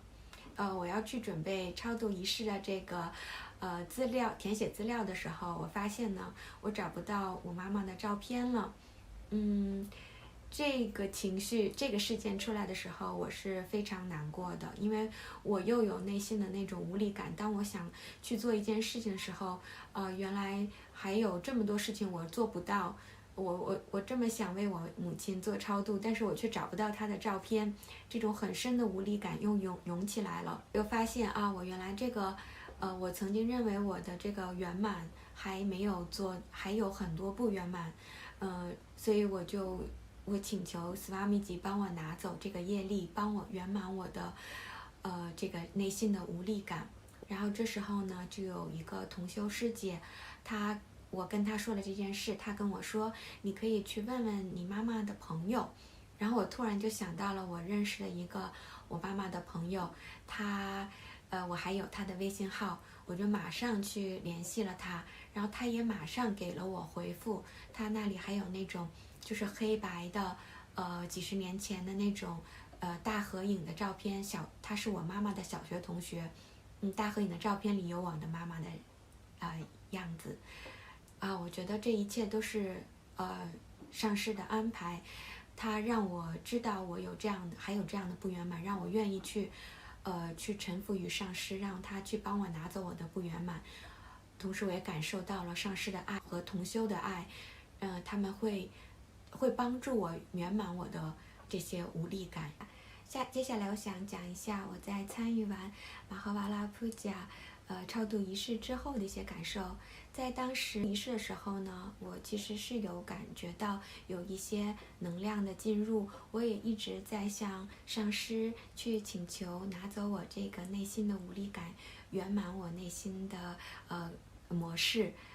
当天呢，我参加完超度仪式之后，我走出家门的时候，我就发现自己的身体呢就轻盈了很多，就是从未没有的那种轻盈感，我也觉得很神奇我觉得可能是业力被拿走的那种感觉，就是这样的轻盈感吧。我在去星巴克买饮料的时候呢，我得到了一个这个1赠1的一个幸运问卷，就是随机的1500人或者1000位顾客，里面会突然蹦出来这么一个，就是很随机的。虽然只是显化了一杯饮料，但是我会觉得自己是一个很幸运的人。当天晚上呢，我也一直感觉到自己呢是已经是非常被治愈，已经一直在一个圆满空间里。我当时就鼓起勇气跟我先生说起了斯瓦米吉的事情。在此之前，我一直都不敢告诉他我在跟随尼辛亚南达大师学习的事情。因为什么呢？是我觉得我是对自己不够有自信，我怕他认为我是误入邪教啊。每当他问我的时候，虽然我家里也已经摆上了斯瓦米吉的像，但是然后我就会告诉他我在学习瑜伽，这是我的瑜伽老师。我也并没有跟他讲我在具体的还在学什么。但是在超度仪式之后呢，我就突然有一股很大的勇气。我跟他说我在跟随尼辛亚南达上师学习的事情呢，以圆满的空间跟他交流。然后我先生跟我说他觉得这是一件好事。然后我觉得自己这么多天这种就是不安啊、不自信啊，就是自己的幻象。我其实没有必要这么纠结在自己的这些内心不自信上面。通过跟我先生的这个交流呢，我也突然感到自己的这个内在空间有了很大的扩张。我曾经呢也认为我有一份全职的工作，然后还要参与志愿者的工作，然后还有自己的家庭，还有孩子要照顾啊。我就觉得自己怎么会有那么多时间和精力呢？这真的是不可完成的、不可能的任务。我经常就是陷在这种时间的无力感里，然后我也是经常在这个手账上去记录一些自己的日程啊，然后就会越来越发现自己的时间的匮乏。但这次参加完超度仪式之后，我明显感觉到自己内心的空间的扩张。我也会觉得事情是有很多事情，但是我只要拿起责任去一件一件的完成，所有的事情都会很顺利的解决。如果你看到这个视频，也会对马哈巴拉普加超度仪式感兴趣的话呢，欢迎和志愿者联系。感恩大家，尼天南当。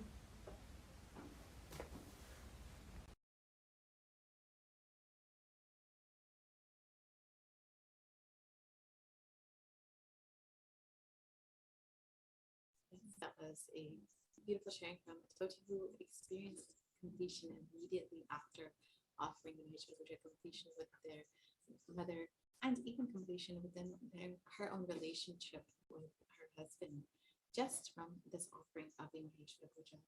So the Supreme Point, just to go over some other questions that people have asked.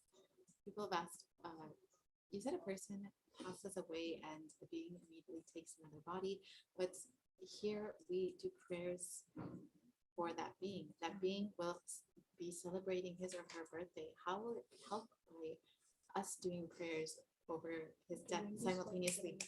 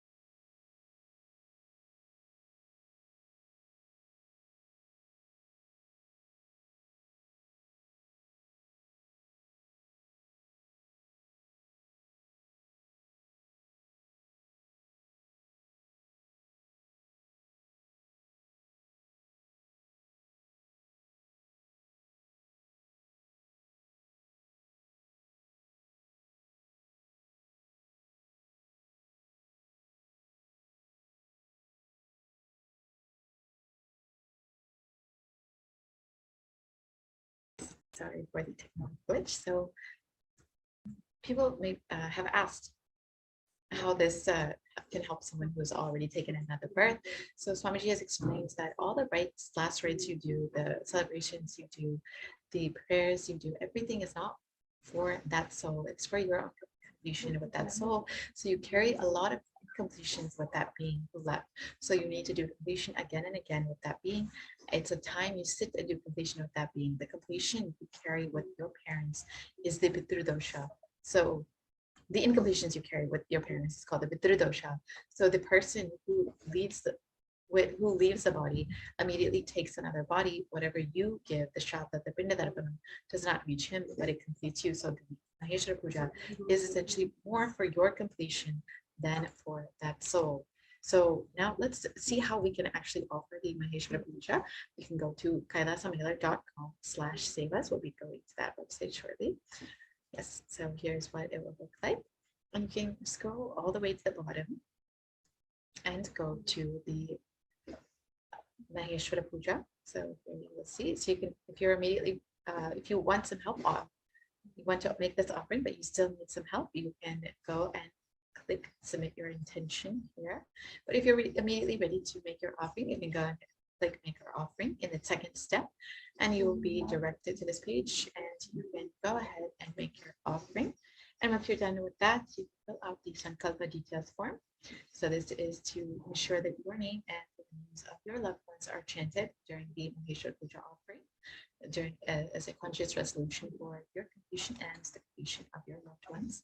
And here you can upload your photos of those who have deceased, your loved ones who have left the body, and of course of yourself. So you can offer Maheshwara Puja for yourself and the ones who have left the body. So once you have completed all of these steps, you will be ready to offer the Maheshwara Puja. So the next Maheshwara Puja will be coming up shortly on January 17th. So do not miss this opportunity to offer the Maheshwara Puja. So now with this, we will be concluding this portion of the program. Will be having the live satsang very shortly. So do stay tuned, and in the morning, we will be having the darshan of Bhagavan Venkateshwara, or the Vaikuntha Vatsal darshan. So this is the day that Vaikuntha itself opens up for all the beings. So the Supreme Pontiff will be giving the live darshan, the Bhavasamadhi darshan of Bhagavan Venkateshwara. You will be blessed to receive this most auspicious, most special darshan. So do not miss this. We will be having this darshan at 2 a.m. So do stay tuned for that, and make sure that you are joining for that and receiving the darshan and blessings of Bhagavan Venkateshwara manifesting through the Supreme Pontiff. So now we'll be concluding with the Purna Mantra, and we'll be having the alive satsang very shortly, immediately after this. Om Purnamada Purnamidam Purnat Purnamudachyate Purnasya Purnamadaya Purnameva Vashishyate. Om Shanti Shanti Shanti Hari Om Tat Sat. Sarvam Bhagavad Nithyananda Paramashivam Padakar Pranamastu. Om Nithyanandam